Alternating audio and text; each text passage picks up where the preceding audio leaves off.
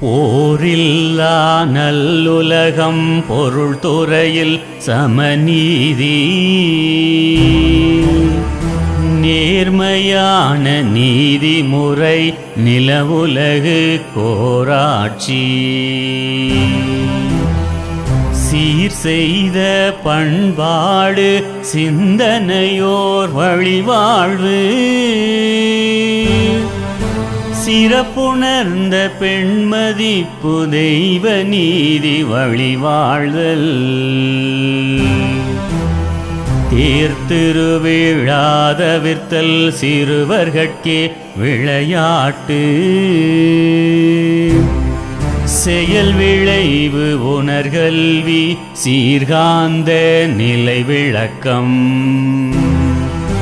பார் முழுதும் உணவு நீர் பொதுவாக்கல் பல மதங்கள்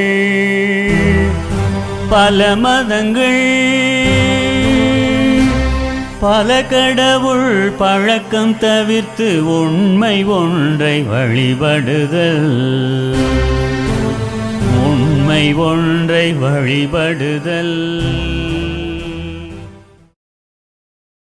வாழ்க வையகம், வாழ்க வையகம், வாழ்க வளமுடன். குருவே துணை. ஒழுக்கத்தால் உலகினையே நட்பு கொள்ளும் அன்பு நெறி விளங்க வைத்த ஆசான் அருட்தந்தை வேதாத்ரி மகரிஷி அவர்களது திருவடி மலர்களை நம் மனம் மொழி மெய்களால் வணங்கி மகிழ்வோம்.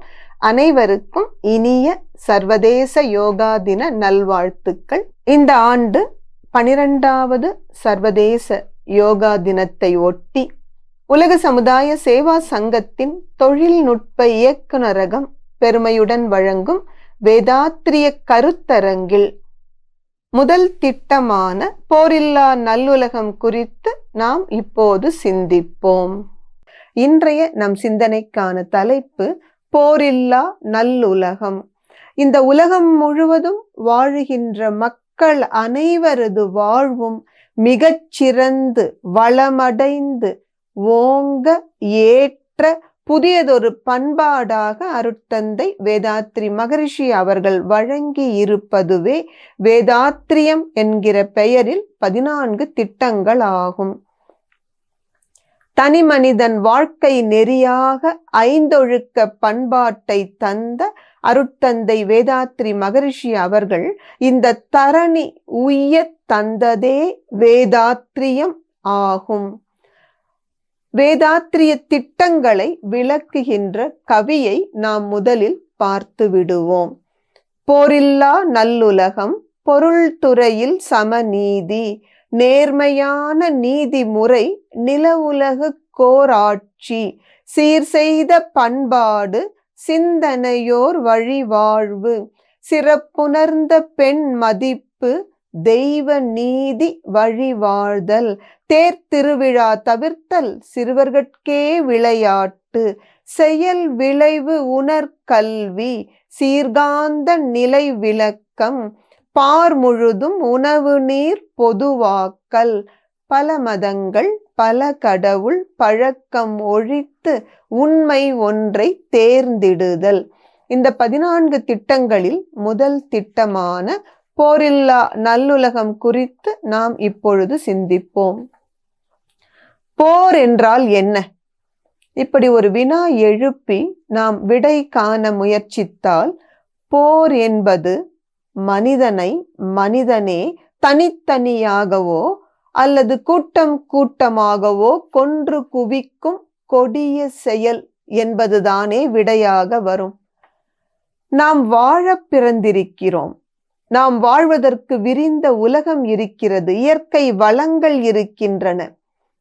ஒருவரோடு ஒருவர் ஒத்தும் உதவியும் இயற்கை வளங்களை அனுபவித்து இன்பமாக வாழ்வதற்கு தடையாக இருப்பது இந்த போர்கள். உலகில் இதுவரை எத்தனையோ போர்கள் நடந்து விட்டன. அவற்றுக்கெல்லாம் காரணம் என்ன? போர்களால் யாருக்கு என்ன நன்மை விளைந்தது? இன்னும் இந்த போர் உலகுக்கு தேவைதானா? இந்த வினாக்களுக்கெல்லாம் விடை தருகிறார்கள் அருட்தந்தை வேதாத்ரி மகரிஷி அவர்கள். உலகம் என்ற மண் மீது அனைவருமே பிறந்தோம்.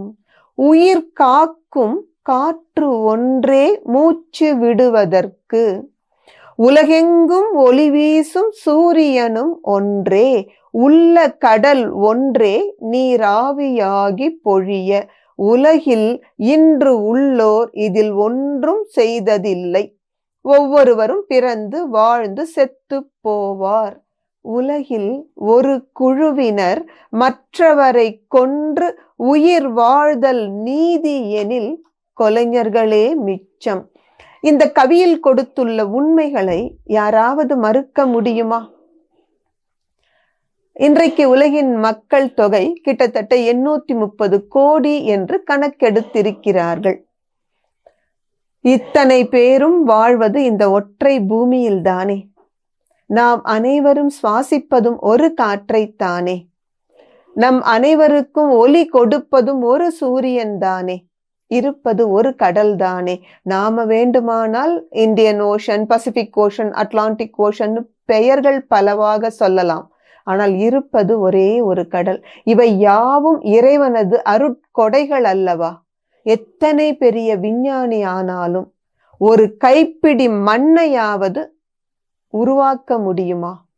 இயற்கை அமைப்பு இப்படி இருக்க போர் என்கின்ற கொலை செயல் மூலம் மனிதனை மனிதன் ஏன் கொன்று குவிக்க வேண்டும்? போரில் என்ன நிகழ்கிறது? ஒரு பகுதி மக்கள் மற்ற பகுதியினரால் கொலை செய்யப்படுகிறார்கள். கொலையாளிகள் தானே இப்பொழுது மீதம். மீண்டும் ஒரு போர் வந்தால் இதே போன்று வெற்றி பெற்ற கொலையாளிகள் மட்டுமே மீதமாகிறார்கள். இவ்வாறு தொடர்ந்து சென்றால் உலகில் கொலையாளிகள் மாத்திரமே தான் வாழ முடியும் என்பது விளங்குகிறதல்லவா? விஞ்ஞான அறிவு ஓங்கியுள்ள இக்காலத்திலும் போர் என்பது மனித குலத்திற்கு தேவைதானா? உடலில் சிறு காயமோ உறுப்புகளில் அடியோ ஒருவருக்கு ஏற்பட்டால் உடன் வாழ்வோர் எல்லாம் கடல் உலகில் படும் துன்பம் காண்கின்றோம். போரில் கணக்கின்றி கனப்பொழுதில் மடிகின்றார். மேலும் படமுடியா துயரோடு பரு உடலின் உறுப்பு பல இழந்தும் பதை பதைத்து துன்பமுற காண்போம். நடந்து செல்லும் பிணங்கள் அல்ல நாம், இவற்றை பார்த்து நமது கடமை தேர்ந்து நலம் செய்யாதிருக்க. உண்மையில் போரில் என்ன நடக்கிறது? இறந்தவர்கள் புண்ணியம் செய்தவர்கள் என்று சொல்லும் அளவிற்கு ஒவ்வொரு மனிதரும் கண் இழந்து, இரு கால்களை இழந்து அல்லது கைகளை இழந்து எவ்வளவு துன்பப்படுகிறார்கள். ஒரு நொடி சிந்தித்து பார்ப்போம். இத்தகைய கொடிய போர்கள் மேலும் இவ்வுலகில் தொடர்ந்தும் நடைபெற வேண்டும் என்று எண்ணுகிறீர்களா? அல்லது எங்களுக்கும் போருக்கும் சம்பந்தம் இல்லை என்று நினைக்கிறீர்களா? உங்களது கடமையை கொஞ்சம் உணருங்கள். நீங்கள் அனைவருமே இந்த மனித குலத்தில் உறுப்பினர்கள். ஒவ்வொருவருக்கும் மனித குல வாழ்வினில் ஏற்படுகின்ற இன்பம், துன்பம், லாபம், நட்டத்தில் பங்குண்டு. எனவே அறிஞர் பெருமக்களே, விழித்தெழுங்கள். இன்றுள்ள சமுதாய சூழ்நிலையில் போர் என்ற கொடும் செயல் தேவையே இல்லை. உண்மையில் போரை விரும்புகிறவர் யார்? போர் தளவாடங்களை உற்பத்தி செய்து விற்பனை செய்து வருகின்ற ஒரு சிறு கூட்டம் தானே போரை விரும்புகிறது. பல மக்களை வதைத்து பலரது வாழ்வின் வளம் அழித்து ஒரு சிலர் இன்பமாக வாழ்வை நடத்த வேண்டும் என்ற அவசியம் விஞ்ஞான வளர்ச்சி பெற்ற இக்காலத்தில் மனிதனுக்கு இல்லவே இல்லை. இப்பொழுது நீங்கள் கேட்கலாம், போரை நிறுத்த என்ன வழி? மிக மிக எளிமையான சுருக்கமான ஒரு வழியை அருட்தந்தை வேதாத்ரி மகரிஷி அவர்கள் நம் முன் வைக்கிறார்கள். ஒரே ஒரு உலக விரிவான மகா நாடு நடத்தி இனி போர் உலகுக்கு தேவை இல்லை என்று முடிவெடுத்து உலக பொதுவான UNO, யுனைடெட் நேஷன்ஸ் ஆர்கனைசேஷன் என்று சொல்லப்படுகிற ஐக்கிய நாடுகள் சபையின் பாதுகாப்பு சபை, செக்யூரிட்டி கவுன்சில் மூலம் உலகின் எல்லா நாடுகளின் எல்லை பாதுகாப்பு பொறுப்பையும் ஐக்கிய நாடுகள் சபையே எடுத்துக்கொள்ள முன் வர வேண்டும். இப்ப நம்ம மனசுல ஒரு கேள்வி எழலாம். அப்ப ஒவ்வொரு நாடும் தனக்கென்று தனித்தனியாக இராணுவம் வைத்திருக்கிறதே, அதை என்ன செய்வது? அழகான தீர்வு தருகிறார் அருட்தந்தை அவர்கள். இந்த இராணுவத்தின் சேவையை பயன்படுத்தி உலகில் பின்தங்கிய மக்களும் பின்தங்கிய நாடுகளும் மேன்மை பெற ஏற்றதோர் நல்ல திட்டத்தை செயல்படுத்துவது உலகிற்கு கஷ்டமே இல்லை. கொஞ்சம் சிந்தித்து பாருங்கள். இதுவரையில் எத்தனையோ பேரறிஞர்கள் மனிதர் வாழ்வை இனிமையாக்க வழிகாட்டி சென்றிருக்கிறார்கள். அத்தனையும் மீறி போர் அவ்வப்போ மனிதகுலத்தில் அழிவை விளைத்து கொண்டுதானே இருக்கிறது. இதிலிருந்து விடுபடுவதற்கான ஒரே வழி இந்த பூமி பந்தில் போர் அடியோடு ஒழிக்கப்பட வேண்டும். நல்லது என்ற திட்டத்தை செயல்படுத்துவதில் தள்ளி போடக்கூடாது என்கிற உண்மையின் அடிப்படையில் இந்த உலகம் முழுவதும் போரில்லாத நல்லுலகமாக மலர்ந்து மக்கள் இனிமையாக வாழ்வதற்கு இந்த உலகின் குடிமக்கள் என்ற முறையில் போர் அடியோடு ஒழிக்கப்பட வேண்டும் என்ற உயர்ந்த எண்ணத்தை வான்காந்த களத்தில் பதிவு செய்து நம் கடன் ஆற்ற முன் வருவோம். அனைவருக்கும் மீண்டும் ஒரு முறை இனிய சர்வதேச யோகா தின நல்வாழ்த்துக்களை கூறி நிறைவு செய்கிறேன். நன்றி. வாழ்க வளமுடன். வாழ்க வளமுடன். இறையருளும் குருவருளும் துணை புரியட்டும். மண் பெண் பொன் மூன்றாசை மனிதர் தம்மை மதிமயக்கி துன்பங்கள் விளைக்கும் என்பார். பெண் இல்லையெனில் பேசும் நீயே ஏது. பிறந்தவர்கள் இறக்கு மட்டும் வாழ்வதற்கு உண்ணும் உணவும் உலவ இடமும் இந்த உலகம் என்ற மண் இன்றேல் உனக்கு ஏது. எண்ணத்தால் எழுப்பிவிட்ட பணம் ஒன்றேதான் இயற்கைக்கு முரண், அதனால் அதை ஒழிப்போம். ரொம்ப சிறப்புங்க. பணத்தை ஒழிச்சிடலாம், ஆனால் பணம் இல்லாமல் எப்படிங்க வாழறது? அதற்கும் மகரிஷி அவங்க அழகான ஒரு பதில் வச்சிருக்கிறாங்க. தனி மனிதன் பொன்னாசியை முழிக்க முடியாது. ஏன்னா இது ஒரு சமுதாய கட்டுப்பாடு, சமுதாய கோட்பாடு. மண் மீது பெண் துணையால் பொன் கொண்டே வாழ்கின்றோம், மாற்றாதே மூவாசை மதியுடனே பயன் கொள்வோம்ங்கிறாரு சுவாமிஜி. மதியுடனே பயன் கொள்வோம். அப்போ இந்த பணம் என்பது எங்கேருந்து வந்ததுங்க? இது எப்படிங்க மதியுடனே பயன் கொள்வது? இந்த பணம் இல்லாமல் இழுக்க முடியுமா? இதற்கு சீர்திருத்தம் எங்கிருந்து யார் மூலமாக எப்படி வரப்போகுது? ஒரு காலகட்டத்தில் பண்டமாற்று முறைன்னு இருந்துச்சு இல்லைங்களா? அது விவசாயம் பண்ணிகிட்டு இருந்தான், நெசவாளி நெசவு பண்ணிகிட்டு இருந்தான். இவனுக்கு கிட்ட துணி இருக்குது, அவங்கக்கிட்ட சாப்பாடு இருக்குது. துணியை கொடுத்தா சாப்பாடு கிடைக்கும், சாப்பாடு கொடுத்தா துணியை கிடைக்கும். ஓகேங்க. ஆனால் இப்போ நான் ஒரு டீச்சர், நீங்கள் ஒரு ரியல் எஸ்டேட் பில்டிங் கன்ஸ்ட்ரக்ஷன் பண்ணிகிட்ருக்கீங்க. இப்போ நான் உங்கள் பசங்களுக்கு கற்றுக் கொடுக்க முடியும், நீங்கள் எனக்கு வீடு கட்டி கொடுக்க முடியும். இதில் என்ன ப்ராப்ளம்? நான் கற்றுக் கொடுக்குற அளவுக்கு வேல்யூ உங்ககிட்ட வீடு இருக்க முடியுமா? இல்லை வீடு கட்டி கொடுக்குற அளவுக்கு வேல்யூக்கு நான் பாடம் கற்றுக் கொடுக்க முடியுமா? இல்லை இல்லைங்களா?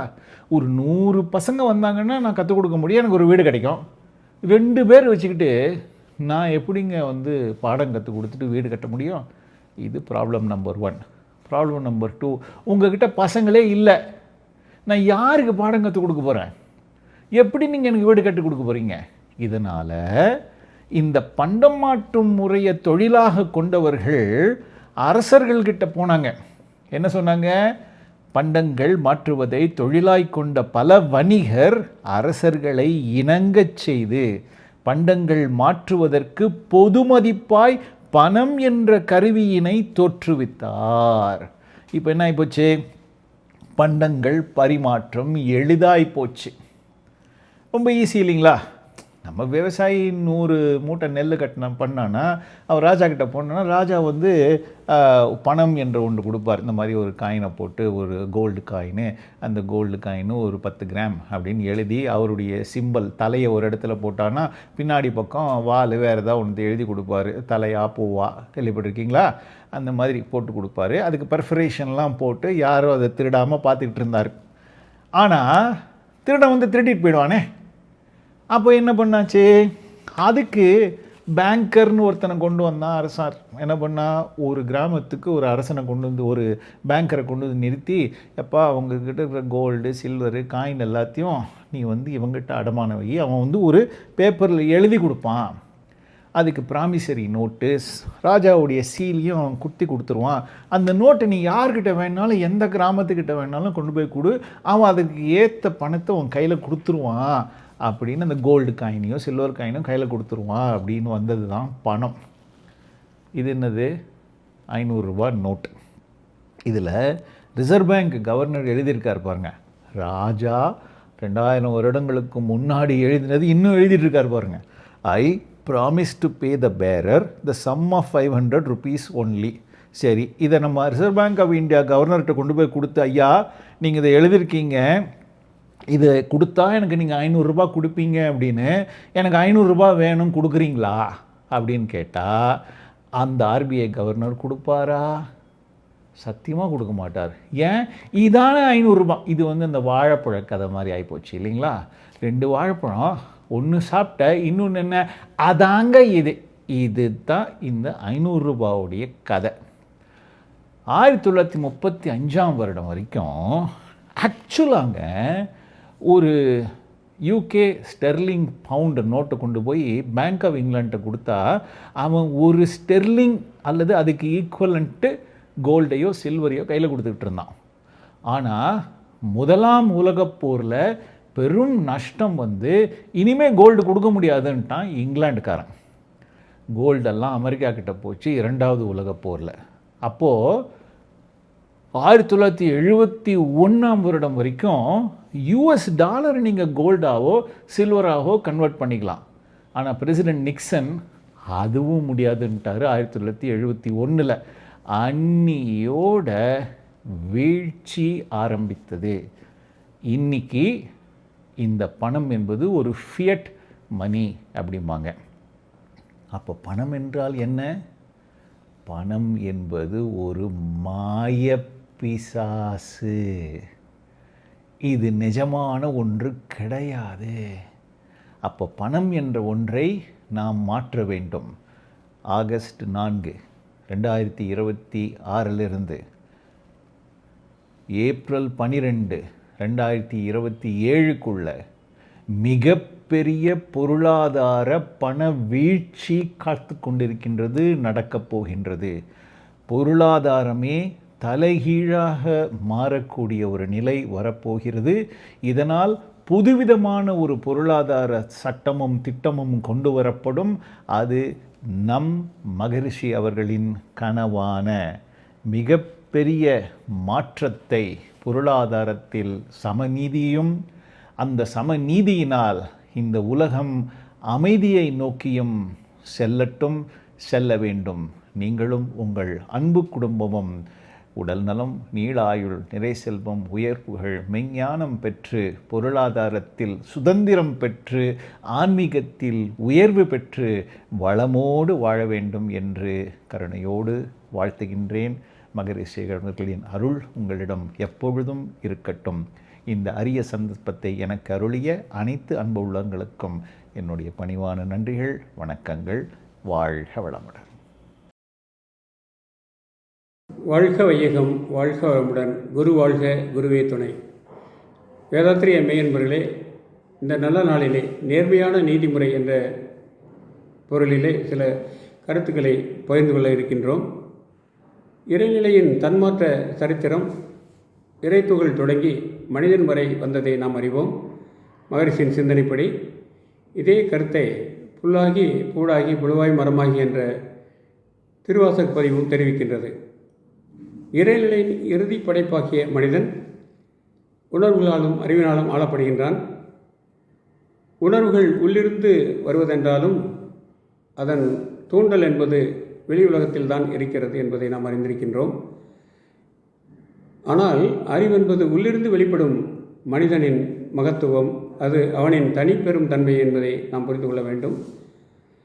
மகரிஷியின் பார்வையில் உணர்வுகள் பழக்கத்தையும் அறிவு விளக்கத்தையும் தரும் என்பதால் மனிதன் பழக்கத்திற்கும் விளக்கத்திற்கும் இடையில் அல்லாடும் நிலையை அவர் எடுத்துரைக்கின்றார். எனவே அல்லது நீக்கி நல்லது செய்யும் மனம் நமக்கு வேண்டும் என்பதை சென்றவிடத்தால் செலவிடாது தீது ஒரே நன்னின்பால் உய்ப்பது அறிவு என்ற திருக்குறள் நமக்கு எடுத்துரைக்கின்றது. மன ஆற்றலை கொண்டு குற்றங்கள் சில நேரங்களில் நிகழ்கின்றன என்பதும் நாம் அறிந்தோம். அதனால்தான் குற்றங்களை களைவதுடன் மனிதன் மன நிறைவோடு நிம்மதியாக வாழ்வதற்கு வேதாத்திரியம் மனவளக்கலையை உருவாக்கி நமக்கு தந்திருக்கிறது. பிறந்தது முதல் இறக்கும் வரை வாழ்க்கைக்கு தேவையான வசதிகள் அனைத்தையும் காலத்தில் பெற்று அனுபவிக்கும் உரிமை நமக்கு இருக்கிறது. அதே சமயம் அளவோடும் முறையோடும் நாம் அனுபவிக்கின்ற அந்த வசதி வாய்ப்புகள் இல்லாதவர்களுக்கும் இயலாதவர்களுக்கும் கிடைக்க வேண்டும் என்பதால் தான் அது ஒரு கடமையாக நமக்கு சொல்லப்பட்டிருக்கிறது. எனவே உரிமைக்கும் இந்த கடமைக்கும் உள்ள உறவை எண்ணம், சொல், செயல் என்ற 3 கருவிகளால் நடைமுறைப்படுத்தப்படுகின்றது. சொல், செயல் என்ற 2க்கும் எண்ணம் அடிப்படையாக இருப்பதால் எண்ணத்தை சீரமைக்க வேண்டும் என்ற நிலையில்தான் வேதாத்திரியம் மனவளங்களை தந்திருக்கிறது. அதனை வலியுறுத்தவே உள்ளத்தால் உள்ளலும் தீதே பெரும்பொருளை கள்ளத்தால் கல்வே மணல் என வள்ளுவர் எடுத்துரைக்கின்றார். தனி மனிதன் தனது தேவை உணர்வின் வேகத்தால் பிறர் துன்பப்படும்படி உணர்வு மீறி செய்யும் செயல் குற்றமாகிறது என அறிந்துள்ளோம். அவனை திருத்தவும் உணரச் செய்யவும் அச்செயல் மீண்டும் செய்யாமல் பாதுகாக்கவும் தண்டனைகள் உருவாக்கப்பட்டிருக்கின்றன. இயற்கையின் தத்துவத்தையும் எண்ணத்தின் ஆற்றலையும் நுணுகி ஆராய்ந்து அறியவல்ல அறிஞர்கள் இந்தந்த குற்றங்களுக்கு இந்தந்த தண்டனை என்பதை உருவாக்கி வைத்திருக்கிறார்கள். குற்றங்களை தடுக்க நீதிமுறைகளும் தண்டனைகளும் காலத்திற்கேற்ப மொழி கலாச்சார இடங்களுக்கேற்ப ஏற்படுத்தப்பட்டுள்ளன. இதே கருத்தை பொய்யும் வலுவும் தோன்றிய பின்னர் ஐயர் யாத்தனர் கரணம் என்ற தொல்காப்பிய சூத்திரம் நமக்கு எடுத்துரைக்கிறது. அதாவது மனிதன் தன் உணர்வு நிலை ஆதிக்கத்தால் இயல்பு இழந்து தவறு செய்யும் போது அவனை நல்வழிப்படுத்த அறநெறிகள், விழுமியங்கள், சாமியங்கள் துணை நிற்கின்றன. மகரிஷி வார்த்தைப்படி குற்றங்கள் செய்வோருக்கு தண்டனை அளித்து குறைவின்றி மனிதகுலம் வாழ வேண்டும் என்றும் குற்றமற்ற எவரையும் தண்டனைக்குள்ளாக்கும் கொடுஞ்செயலை தடுக்க வேண்டும் என்பதுதான் நீதி என்பதை நாம் அறிந்து கொள்ள வேண்டும்.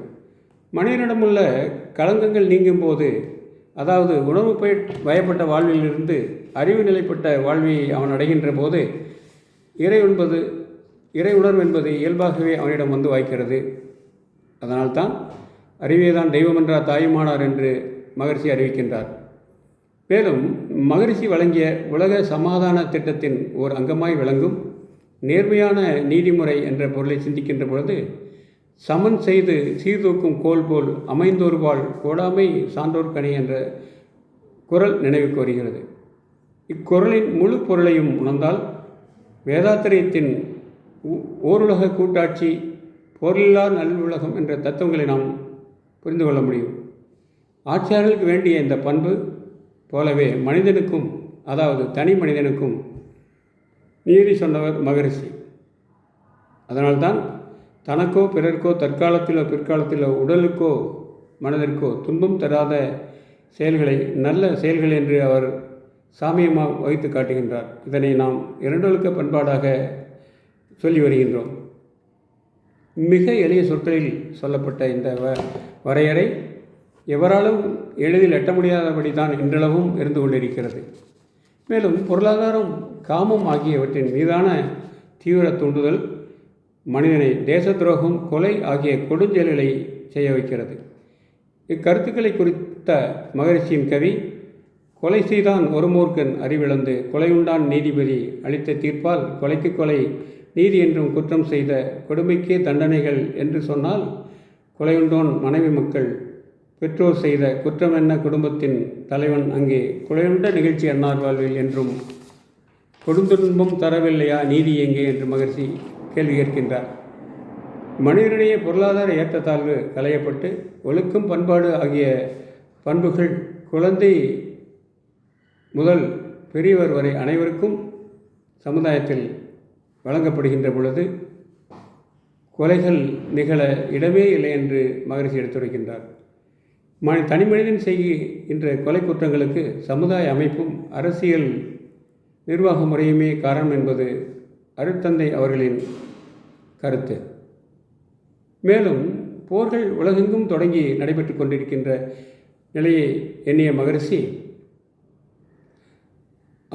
ஆட்சியாளர்களும் பொருள் வளம் மிக்கவர்களும் வாணிபத்தில் தலைமை தாங்கி நிற்பவர்களும் தங்களின் நலன்களை பாதுகாக்கவே போர்களை நடத்துகிறார்கள் என்ற யதார்த்தமான உண்மையை வெளிப்படுத்துகின்றார். மேலும் அவர் குறிப்பிடுகின்ற போது, இலைத்தலைகளை தந்து ஆடுகளை வளர்ப்பதென்பது அவற்றை பலியிடுவதற்கு என்பது போலத்தான் போர்க்களங்களில் கொல்லப்படுவதற்காகத்தான் போர் வீரர்கள் உருவாக்கி பாதுகாக்கப்படுகிறார்கள் என்ற செய்தியை வலிமையாக எடுத்துரைக்கின்றார்.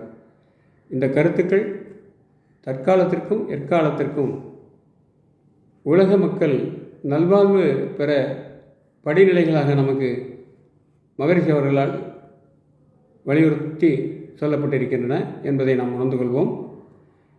இதனால்தான் நாம் செய்கின்ற பணி என்பது பாரதியின் சொற்படி ஊருக்கு உழைத்திடல் யோகம், நலம் ஓங்கிடுமாறு வருந்துதல் யாகம், போருக்கு நின்றிடும் போதும் உள்ளம் பொங்கல் இல்லாத அமைதி மெஞ்ஞானம் என்று அறியப்படுகிறது. எனவே உலக அமைதியை நோக்கமாக கொண்டுள்ள நாம்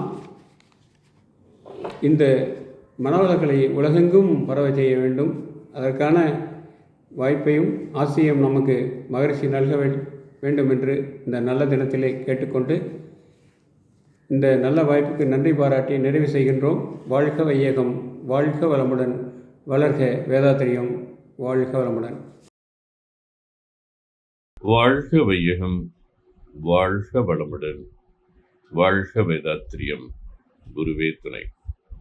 அன்பர்களே, மகரிஷியினுடைய ஆழ்ந்த இறைஞானத்தில் அவர் பெற்ற அரவணைப்பின் வழியாக இந்த உலகிற்கு அவர் வழங்கிய நன்கொடை உலக சமாதானம் என்கின்ற ஒரு உயர்ந்த பெரும் திட்டம். இந்த உலக சமாதானம் என்பது ஆகு பெயராக இலக்கணத்தினுடைய அடிப்படையில் நாம் காணுகிற பொழுது அது உயிர்களோடு நாம் பெறுகிற சமாதானம். மனித உயிர்கள் மட்டுமல்ல, இயற்கை வளங்களோடு இயைந்த ஒரு நீதிதான் அந்த உயர்ந்த உலக சமாதானம். அந்த உயர்ந்த உலக சமாதானத்தின் திட்டத்தின் அடிப்படையில் வேதாத்ரி மகரிஷி அவர்கள் 14 திட்டங்களை, படிகளை உலக அமைதிக்காகவும் தனி மனித நலனுக்காகவும் வழங்கியிருக்கிறார்கள். அந்த 14 படிகளில் ஒரு படிதான் நில உலகுக்கோர் ஆட்சி. இந்த உயர்ந்த கோட்பாட்டில், இந்த உயர்ந்த நோக்கத்தில் தனி மனித அமைதியின் மூலம் குடும்ப அமைதியும், குடும்ப அமைதியின் மூலமாக சமுதாய அமைதியும், சமுதாய அமைதியின் மூலம் உலக அமைதியும் பெற்று மனிதன் மனநிறைவோடு வாழ வேண்டும் என்பதுதான் மகரிஷியினுடைய நோக்கம். இன்று அனைவரும் யோகா தினம் கொண்டாடி வருகிற இந்த சூழலில் யோகம் என்பது மகரிஷியினுடைய கூற்று, துயர்கலைந்து நிறைவளிக்கும் வாழ்வே யோகம். துன்பமில்லாமல் மனநிறைவை கொடுக்கக்கூடிய வாழ்க்கைத்தான் யோகம். அந்த யோக நெறியினுடைய ஒரு தாத்பரியத்தில் தனி மனிதன் பொருள் சமுதாயத்திலே அது பொது உடைமையாக வேண்டும் என்பது சமுதாய சித்தாந்தம். மகரிஷியுடைய கோட்பாடின் அடிப்படையில் மனிதன் பொது உடைமையாக வேண்டும் என்பது தான் மகரிஷியினுடைய சித்தாந்தம். ஆக பாரதிதாசன் சொல்லுவது போல, தன் பெண்டு தன் பிள்ளை சோறுண்டு தானுண்டு என்று இருப்பவர்களெல்லாம் கடுகு போன்ற உள்ளத்தை உடையவர்கள். தொண்டு உள்ளம், தூய உள்ளம், தொல்லுலக மக்களெல்லாம் வாழ வேண்டும் என்று தன்னலம் கருதாத தாயுள்ளம். அந்த தன்னலம் கருதாத தாயுள்ளத்தின் அடிப்படையில் தான் மகரிஷி அவர்கள் இந்த உலக சமாதானத்தின் திட்டத்தின் கீழ் நில உலகுக்கோர் ஆட்சி என்கின்ற ஒரு உயர்ந்த கருத்தை நம் முன் வைத்திருக்கிறார்கள். இதனுடைய நோக்கங்கள் நாடுகளுக்கிடையே ஒரு போர்களை தவிர்த்து ஆயுத போட்டியை முற்றிலும் குறைத்து உலக வளங்களை சமமாக பகிர்ந்து கொள்ளுகிற ஒரு உயர்ந்த மனப்பக்குவம், சுற்றுச்சூழல் பாதுகாப்பில் ஒரு ஒருங்கிணைந்த நடவடிக்கை, மனித உரிமைகள் மற்றும் நீதியை உலக அளவில் உறுதி செய்துதல், இதன் மூலமாக உலக அமைதி என்கின்ற ஒரு ஒப்பற்ற தன்மையை அடைதல். அதை ஒன் வேர்ல்ட் கவர்மெண்ட் என்று சொல்லுவோம், ஃபெடரேஷன் கவர்மெண்ட் என்று சொல்லுவோம். இன்றைக்கும் நாம் இந்திய நாடு என்று பார்க்கிற பொழுது பல்வேறு மாநிலங்கள் இணைந்த ஒரு ஃபெடரல் கவர்மெண்ட், ஒருங்கிணைந்த ஆட்சி முறை இருக்கிறது. அதே அடிப்படையில் தான் மகரிஷி அவர்களும் ஒரு ஒன் வேர்ல்ட் ஃபெடரல் கவர்மெண்ட் என்கின்ற நிலவுலகுக்கோர் ஆட்சி என்கின்ற முறையில் நாடுகள் தங்கள் தேவைகளை தாங்களே பூர்த்தி செய்து கொள்ள முடிந்தாலும் உலக அளவில் அவரவர்களுடைய எல்லைகளை பாதுகாத்துக் கொள்வதற்கு ஒரு பொதுவான இராணுவம், ஒரு பொதுவான திட்டம் என்கின்ற முறையில் ஒரு விரிந்த உலகளாவிய மகரிஷியினுடைய சிந்தனை தான் ஓருலக ஆட்சி என்கின்ற நில உலகுக்கோர் ஆட்சி. இந்த நில உலகுக்கோர் ஆட்சி என்கின்ற ஒரு சிந்தனை, அதனுடைய அடிப்படை சித்தாந்தமாக சிந்தனை, சிக்கனம், சீர்திருத்தம், காலத்துக்கு காலம் சமுதாயத்தினுடைய மாற்றத்திற்கு ஏற்பவும் தேவைகளுக்கு ஏற்பவும் விஞ்ஞான வளர்ச்சிக்கு ஏற்பவும் இந்த நில உலக ஆட்சி என்கின்ற நில உலகுக்கு ஒரு ஆட்சி என்கின்ற திட்டத்தை நாம் செயல்படுத்துவதற்கான முழுமையான பயிற்சி முறைகளை மக்களிடையே கொண்டு சேர்ப்பது தான் மனவளக்கலை மன்றங்கள் இன்று தந்து கொண்டிருக்கின்ற பயிற்சி முறை. மகரிஷி உலக சமாதானத்தில் கவிகளாக வழங்குகிற பொழுது, வாழ வேண்டும் என்றெண்ணி மனிதனாக பிறக்கவில்லை, எனினும் நாம் பிறந்து விட்டோம். வாழ வேண்டும் உலகில் ஆயுள் மட்டும், வாழ்ந்தவர்கள் அனுபவத்தை தொடர்ந்து பற்றி.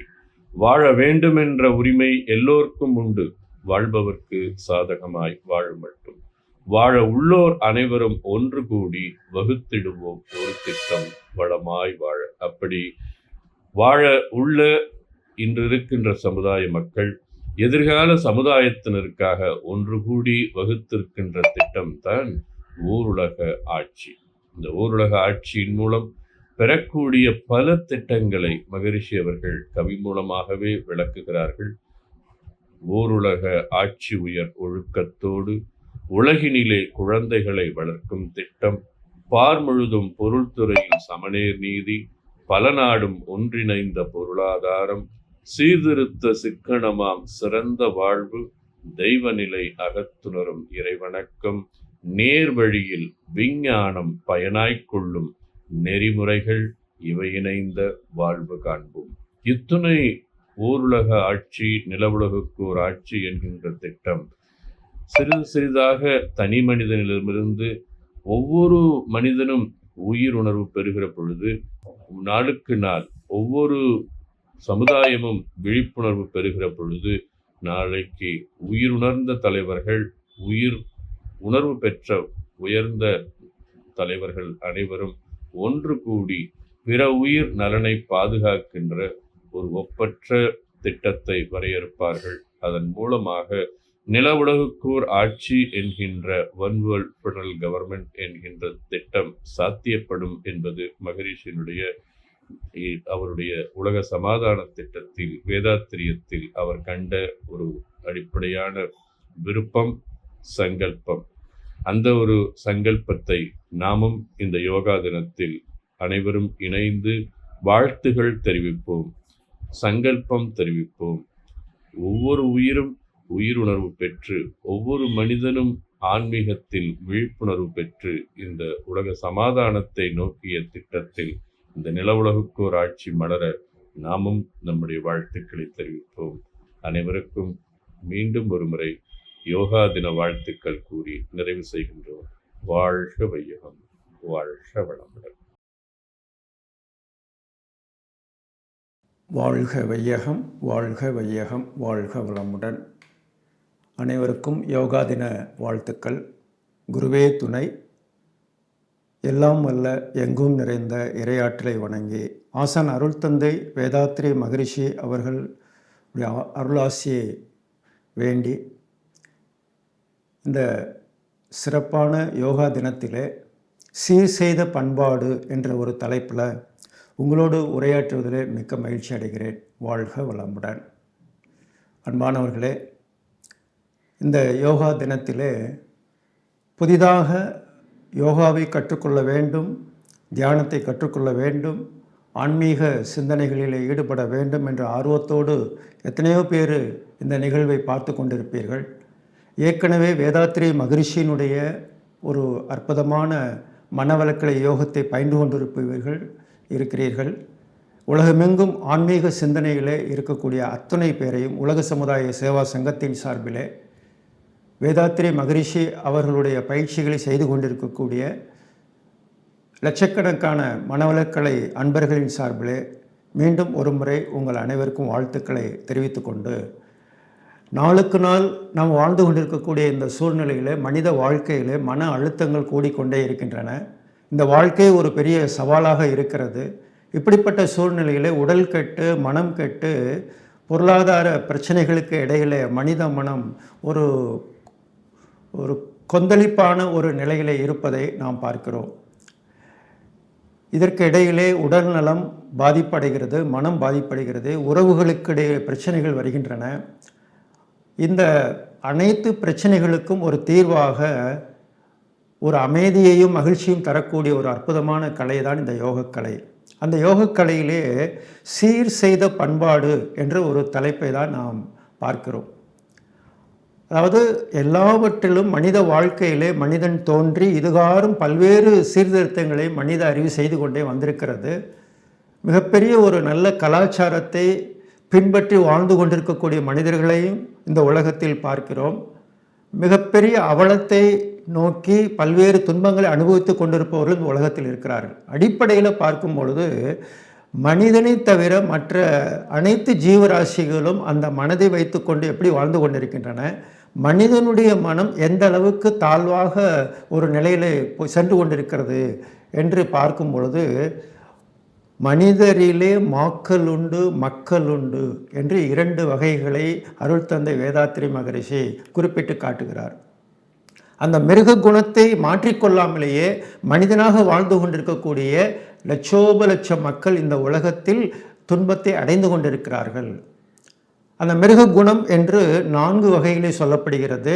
பிற உயிரை துன்புறுத்துதல், அதனுடைய வாழ சுதந்திரத்தை பறித்தல், அதனுடைய உடலை திருடுதல், அதனுடைய உயிர் கொலை செய்தல், திருடுதல், கொலை செய்தல், சுதந்திரம் பறித்தல், துன்புறுத்துதல் என்ற 4 குற்றங்களை உடைய அந்த மிருக குணங்களை பெற்று வந்த மனிதன் அதை தொடர்ந்து பல்வேறு வகையிலே தன்னை பற்றி அறிந்து கொள்ளாமல், தனது மனதை பற்றி அறிந்து கொள்ளாமல் மனித மனம் இவ்வாறு பல்வேறு சிக்கல்களை ஏற்படுத்தி கொண்டு வாழ்ந்து கொண்டிருப்பதை பார்க்கிறோம். இதனால் இந்த உலகத்தில் அமைதி இன்மை என்பது கூடிக்கொண்டே இருக்கிறது.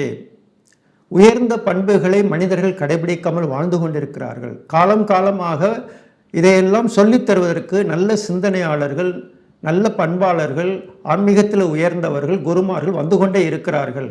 அவ்வப்பொழுது அந்தந்த காலத்துக்கு ஏற்ப, இப்பொழுது நாம் வாழ்ந்து கொண்டிருக்கக்கூடிய இந்த விஞ்ஞான காலத்துக்கு ஏற்ப அபிரதமான ஒரு வளர்ச்சி விஞ்ஞானத்திலே நடந்து கொண்டிருக்கக்கூடிய இந்த காலகட்டத்திலே அந்த நல்ல பண்புகளை ஒரு பக்கம் கற்றுக்கொண்டு அதை புரிந்து கொண்டு நமது திறமைகளை கூட்டிக் கொண்டோம் என்றால் அதற்கு ஈடு கொடுத்து இந்த வாழ்க்கையை நாம் சரியாக வாழ்வதற்கு, துன்பமில்லாமல் வாழ்வதற்கு, பாவத்தை சேர்த்து கொள்ளாமல் வாழ்வதற்கு, உடல்நலத்தை கெடுத்துக்கொள்ளாமல் வாழ்வதற்கு நல்ல பண்புகளை ஒரு பக்கம் இந்த சமுதாயம் பின்பற்ற வேண்டும்.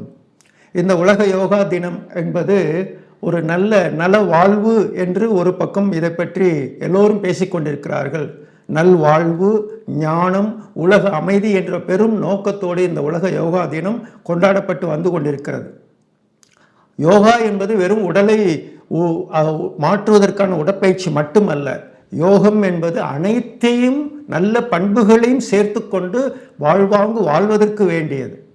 பொதுவாக பார்த்தீங்கன்னா மனிதன் தீய குணங்களை அவன் அதிகமாக சீக்கிரம் அதை பின்பற்றல, தனியாக சொல்லித்தர வேண்டியதில்லை. நல்ல பண்புகளுக்கு தான் பயிற்சி தேவையாக இருக்கிறது.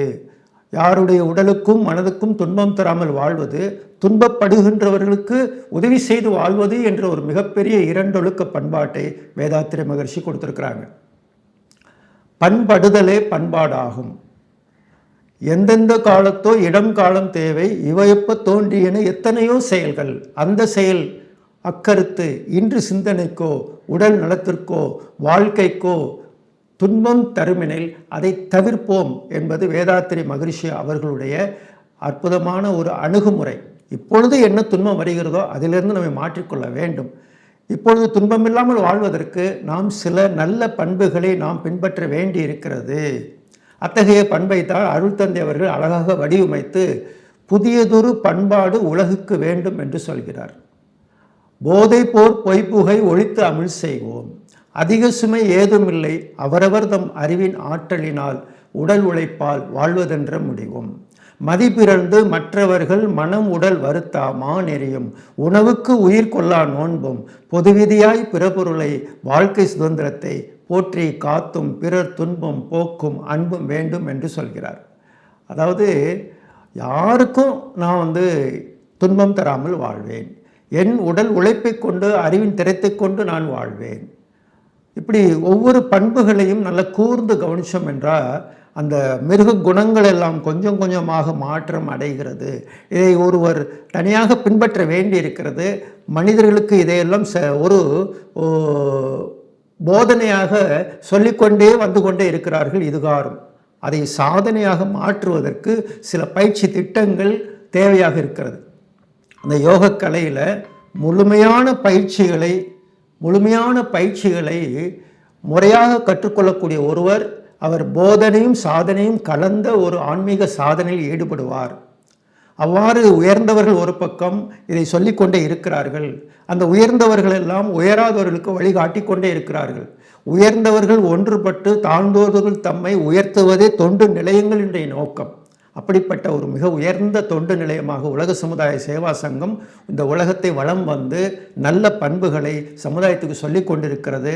அந்த வழியிலே நாமும் அதனை முறையாக கற்று அந்த வழியை நாம் பின்பற்றி பண்பாட்டை உயர்த்துவோம், நாமும் உயர்வோம், சமூகத்தையும் உயர்த்துவோம் என்று கூறி இதை நிறைவு செய்கிறேன். அனைவருக்கும் மீண்டும் யோகாதன வாழ்த்துக்கள். வாழ்க வையகம், வாழ்க வையகம், வாழ்க வளமுடன்.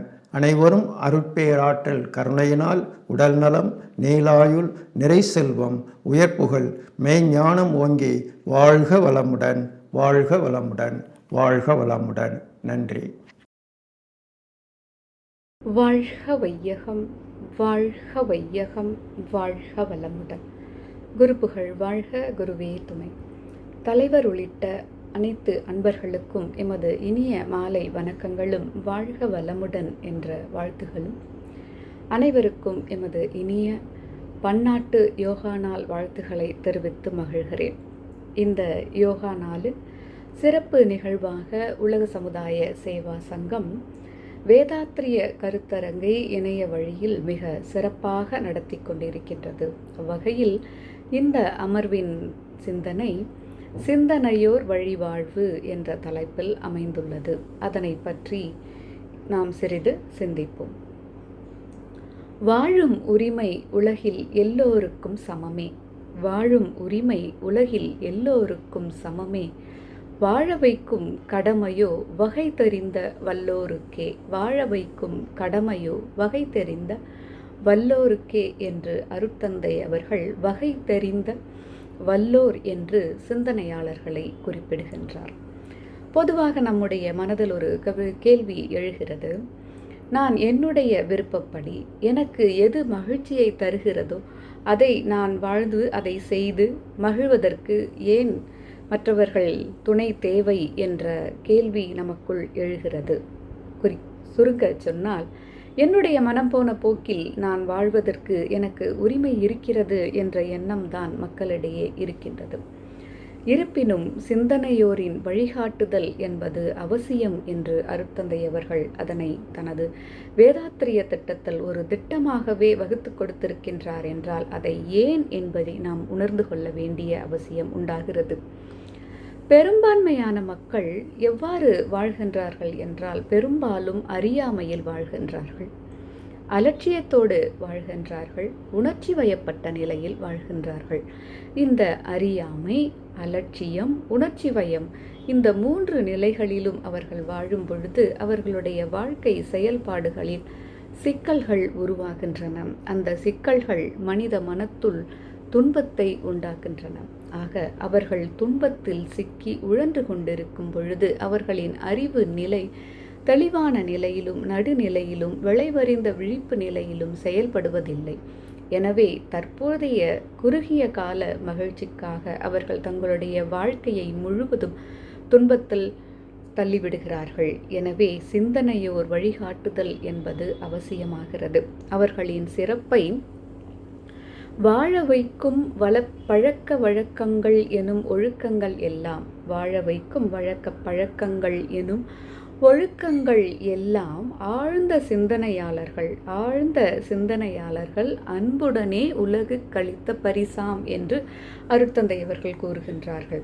ஆக ஆழ்ந்த சிந்தனையாளர்கள் இந்த உலக மக்கள் அனைவரும் ஒரு மேன்மையான நிலையில் வாழ வேண்டும் என்று அன்பு கொண்டு தங்களுடைய அனுபவத்திலிருந்தும் அறிவின் தீட்சணித்தாலும் வாழ்க்கை நெறிமுறைகளை வகுத்து கொடுத்து அவற்றை பழக்கங்கள் அதாவது ஒழுக்கங்கள் எனும் நெறிமுறைகளாக அவர்கள் வகுத்து கொடுத்திருக்கின்றார்கள். அவர்கள் காட்டிய வழியில் நாம் செல்லும் பொழுது துன்பங்கள் சூழ்ந்தாலும் அதிலிருந்து நாம் எளிமையாக விடுபட்டு உள்ளதை உணர்ந்து நாம் நம்முடைய வாழ்க்கையை நல்ல வழியில் மகிழ்ச்சியாக அமைத்து கொள்ள முடியும் என்பதுதான் அருட்தந்தையவர்களின் கருத்தாக உள்ளது. மேலும் இந்த சிந்தனையாளர்கள் எப்படிப்பட்டவர்களாக இருக்கின்றார்கள் என்றால், உணர்ச்சி வயப்பட்ட நிலையிலிருந்து விலகியவர்களாக இருக்கின்றார்கள். அறிவை நடுநிலைமையில் வைத்து சிந்தித்து செயல்படுபவர்களாக இருக்கின்றார்கள். இறைநிலையை முழுவதும் உணர்ந்தவர்களாகவும் விளக்க வழியில் வாழ்பவர்களாகவும் இருக்கின்றார்கள். இந்த நிலையில் இருக்கின்ற சிந்தனையாளர்கள் நமக்கு பல சிந்தனைகளை வழங்கியிருக்கின்றார்கள். அவை நம்மை வாழ்வில் நெறிப்படுத்த உதவுகின்றன. ஆனால் நாம் அறியாமை, அலட்சியம், உணர்ச்சி வயப்பட்ட நிலையில் இருக்கும் பொழுது அத்தகைய சிந்தனையாளர்களின் வழிகாட்டுதல் நமக்கு தேவைப்படுகின்றது. இந்நிலையில் அருட்தந்தையவர்கள் இந்த சிந்தனையாளர்கள் வாழ்க்கையை மேம்படுத்த சிந்தனைகளை 3 வகைகளாக நமக்கு அளித்திருக்கின்றார்கள் என்று கூறுகின்றார். அவை ஸ்ருதி, யுக்தி, அனுபவம் என்ற நிலையில் வழங்கியிருக்கின்றார்கள். ஸ்ருதி என்பது சிந்தனையாளர்கள் பல்வேறு நூல்களாக தமது சிந்தனைகளை எழுதி வைத்திருக்கின்றார்கள். பல்வேறு உரைகளாக நமக்கு வழங்கி இருக்கின்றார்கள் என்பதைத்தான் ஸ்ருதி என்று கூறுகின்றார்கள். ஆரதிபரிதுவே அவற்றொடு மனனே என்று 5000 ஆண்டுகளுக்கு முன்பு தொல்காப்பியர் கூறுகின்றார். தீதும் நன்றும் பிறர் தர வாரா நோதலும் தனிதலும் அவற்றோடன்ன என்று கணியன் பூங்கன்றனர் கிமு 3ஆம் 2ஆம் நூற்றாண்டில் கூறுகின்றார்கள். அதைப்போல பகுத்துண்டு பல்லுயிர் வாழ்தல் நூலோர் தொகுத்தவற்றுள் எல்லாம் தலை என்று திருவள்ளுவர் வகுத்து கொடுத்திருக்கின்றார்கள். இவையெல்லாம் இலக்கியங்களாக நூல்களாக நம்முடைய வாழ்க்கையை நெறிப்படுத்தும் ஸ்ருதிகளாக இருக்கின்றன என்பதை நாம் காண முடிகிறது. அதே போல அடுத்து யுக்தி என்ற இந்த உதவியையும் வழிகாட்டுதலையும் சிந்தனையாளர்கள் நமக்கு கொடுக்கின்றார்கள். அதாவது ஒவ்வொரு தனி மனிதனும் தன்னுடைய அறிவை உள்நோக்கி திருப்பி உள்ளாழ்ந்து சிந்தித்து அகத்தாய்வு செய்து இறைநிலையின் மூலத்தை உணர்ந்து செயல்படக்கூடிய தன்மையை வளர்த்து கொள்ளுதல் வழிகாட்டுதல் என்ற வழிகாட்டுதல்களையும் யுக்தி என்ற இந்த வழிகாட்டுதலையும் சிந்தனையாளர்கள் நமக்கு கொடுத்திருக்கின்றார்கள். அதுபோல அனுபவம், புலன்கள் மூலமாக உருவாகக்கூடிய இந்த அனுபவங்களை அடிப்படையாக கொண்டு நம்முடைய அறிவை அகத்தாய்வு செய்து அகத்தே செலுத்தி அறிவை செயல்படுத்தக்கூடிய இந்த பயிற்சிகளையும் சிந்தனையாளர்கள் கொடுக்கின்றார்கள். சிந்தனையாளர்கள் சிலர் இதில் ஏதாவது ஒன்றைத்தான் பெரும்பாலும் ஸ்ருதியாகவோ அல்லது யுக்தியாகவோ அனுபவமாகவோ கூறி சென்றிருக்கிறார்கள். ஆனால் மிகச்சிறந்த சிந்தனையாளரான வேதாத்ரி மகரிஷி அவர்கள் இந்த 3ஐயும் நமக்கு வழங்கி இருக்கிறார்கள். பல்வேறு தத்துவ விளக்கங்களையும் வாழ்க்கை நெறிமுறைகளையும் பல நூல்களாக நமக்கு எழுதி கொடுத்திருக்கிறார்கள். தன்னுடைய உரைகளில் பயிற்சி முறைகளாக நமக்கு விளக்கி இருக்கிறார்கள் என்று ஸ்ருதியையும் நாம் அறிவை இறையின் மூலத்தை உணர்ந்து செயல்படுத்தக்கூடிய யுக்திக்கான பயிற்சிகளையும் அனுபவத்தை அடிப்படையாக கொண்டு வாழ்வதற்கான பயிற்சிகளையும் நமக்கு வழங்கி மிகச்சிறந்த சிந்தனையாளராக இருக்கின்ற வேதாத்ரி மகரிஷி அவர்கள் சிந்தனை, விளக்கம், விழிப்பு, செயல்பாடு ஜீவனை விடுதலை வழி நடத்தும் என்று நமக்கு அறிவுறுத்துகிறார்கள். அவ்வகையில் மிகச்சிறந்த சிந்தனையாளரான வேதாத்ரி மகரிஷியின் வழியில் வாழ்வோம் என்று கூறி இன்றைய நாள் அனைவருக்கும் இனிய நாளாக அமைந்திட வாழ்க வளமுடன் என்று வாழ்த்தி விடைபெறுகிறேன். நன்றி. வாழ்க வளமுடன். வாழ்க வையகம், வாழ்க வையகம், வாழ்க வளமுடன். குரு புகழ் வாழ்க, குருவே துணை. பேரன்பிற்கும் பெருமதிப்பிற்கும் உரிய தலைவர் ஐயா அவர்களுக்கும், மேலும் அத்துணை அன்பு உள்ளங்களாகிய வேதாத்திரிய சந்தன மரங்களாகிய அனைவருக்கும் சிரம் தாழ்ந்த பணிவான வணக்கங்கள். வாழ்க வளமுடன். இன்றைய கருத்தரங்கில் அருட்தந்தையின் வாழ்க்கை நெறியில் சிறப்புணர்ந்த பெண் மதிப்பு சிறிது நேரம் பார்க்கலாம். வாழ்க வளமுடன். மங்கையராய் பிறப்பதற்கே மா தவம் செய்திட வேண்டும் அம்மா. கவிமணி தேசிய விநாயகம் பிள்ளை அவர்கள். மனையரும் எனும் மரத்திற்கு ஆணிவேராக இருப்பவள் பெரும்பாலும் பெண்கள்தான் என்பது சேக்கிழாரின் கருத்து. உவந்து ஒருவன் வாழ்க்கை சரியாய் நடத்த உதவுகின்றவள் பெரும்பாலும் மனைவியாவாள். அவளாலே மணவாளன் சுத்தி பெற்றான், அவளாலே மணவாளன் முக்தி அடைந்தான் என்பது பாரதிதாசனின் கருத்து. இல்லதன் இல்லவள் மாண்பானால் உள்ளதன் இல்லவள் மானா கடை. எல்லா விதத்திலேயும் ஒரு ஆண்மகனுக்கு இல்லை என்று சொல்லாத ஒரு மனைவி அமைந்துவிட்டால் அவருக்கு வாழ்க்கையில் இல்லை என்பதே கிடையாது என்பார் வள்ளுவம் வாக்கு. அருட்தந்தை அவர்கள் பெண் வயிற்றில் உருவாகி மற்றும் பெண் கொடுத்த பாலுண்டே வளர்ந்து மேலும் பெண் துணையால் வாழ்கின்ற பெருமதிப்பு அறிஞர் கொள்வர். பெண் வயிற்றில் உருவாகி மற்றும் பெண் கொடுத்த பாலுண்டே வளர்ந்து மேலும் பெண் துணையால் வாழ்கின்ற பெருமை கண்டு பெண்ணிடமே அறிஞர்கள் மதிப்பு கொள்வார் என்பார்கள். ஆக அத்தகைய பெண்களின் சிறப்பை நாம் உணர வேண்டும், பெண்களின் மதிப்பை நாம் உணர வேண்டும், பெண்களின் தியாகத்தை நாம் அனைவரும் உணர வேண்டும். இதைத்தான் அருட்தந்தை அவர்கள் பற்றற்ற துறவின்னு சொல்லிட்டாங்க பெண்களை. ஏன் பெற்றோரை, பிறந்தகத்தை, பிறந்த ஊரை விட்டு பிரிந்து வந்து பெருநோக்கில் கடமையறம் ஆற்ற பற்றற்ற துறவி என குடும்பத் தொண்டேற்று. ஆக இத்தகைய பெண்கள் என்பது யாரோ எங்கேயோ கிடையாதுங்க. அவரவர்கள் இல்லத்திலேயே தாயாக, மனைவியாக, மகளாக, சகோதரிகளாக, சிநேகிதியாக நம் இல்லத்திலேயே பெண்கள் வாழ்ந்து கொண்டு இருக்கின்றார்கள். இதைத்தான் சுவாமிஜி அவர்கள் இயற்கையின் வெளிச்சச்சுடர் பெண்கள் என்பார்கள், தெய்வத்தின் தூதுவர்கள் பெண்கள் என்பார்கள். இதை யாராலும் மாற்றவோ மறுக்கவோ முடியவே முடியாது. உலகில் வாழும் அத்தனை மக்களும் பெண்ணினத்தின் அன்பளிப்பு என்பார் சுவாமிஜி அவர்கள். மனசு அப்படியே எலாபரேட் பண்ணிட்டு போகணும்னு சொன்னால் இந்த உலகத்தில் வாழும் அனைத்து மக்கள் 800 கோடி மக்கள், அதற்கு மேலேயும் இருக்கும். 800 கோடி மக்களில் 400 கோடி ஆண்கள், 400 கோடி பெண்கள். அந்த 400 கோடி ஆண்கள் எங்கிருந்து வந்தாங்க அப்படின்னு சொன்னால் பெண்களால் பெற்றெடுக்கப்பட்ட பிள்ளைகள்னு சொல்லுவாருங்க வேதாத்ரி மகரிஷி அவர்கள். எல்லையற்ற ஆற்றல் உள்ள இறைவன் திரு உள்ளம் என்ன, எவ்வுயிரும் தோன்றுதற்கு ஏற்றதொரு திருவழியாய் வல்லமையாய் பெண்ணினத்தை வடிவமைத்தான் அற்புதமே, வாழ்ந்து வரும் மக்களில் இவ்வளமறிந்தோர் எத்தனை பேர்.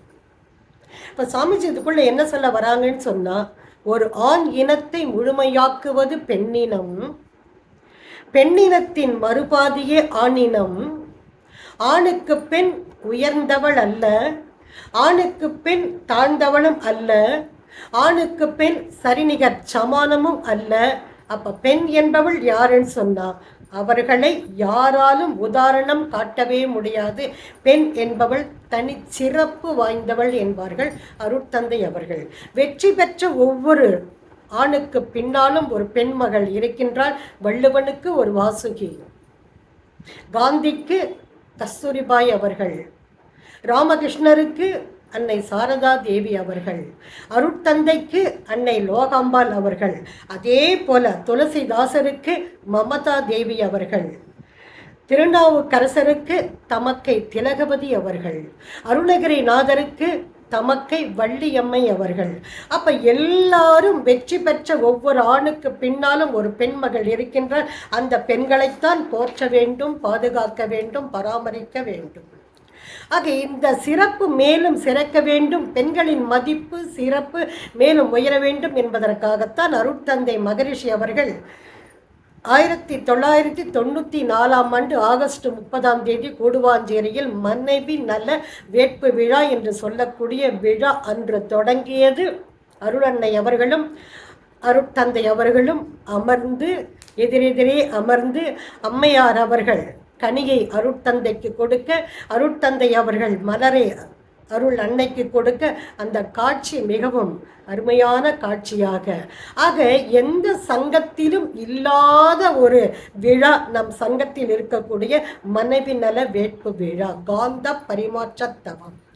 மேலும் போகத்திற்குத்தான் இருந்த பெண்களை ஒரு காலத்தில், புத்தர் வாழ்ந்த காலத்தில் முதல் சீட பெண்மணி பட்டாசாரா என்று சொல்லக்கூடியவர்.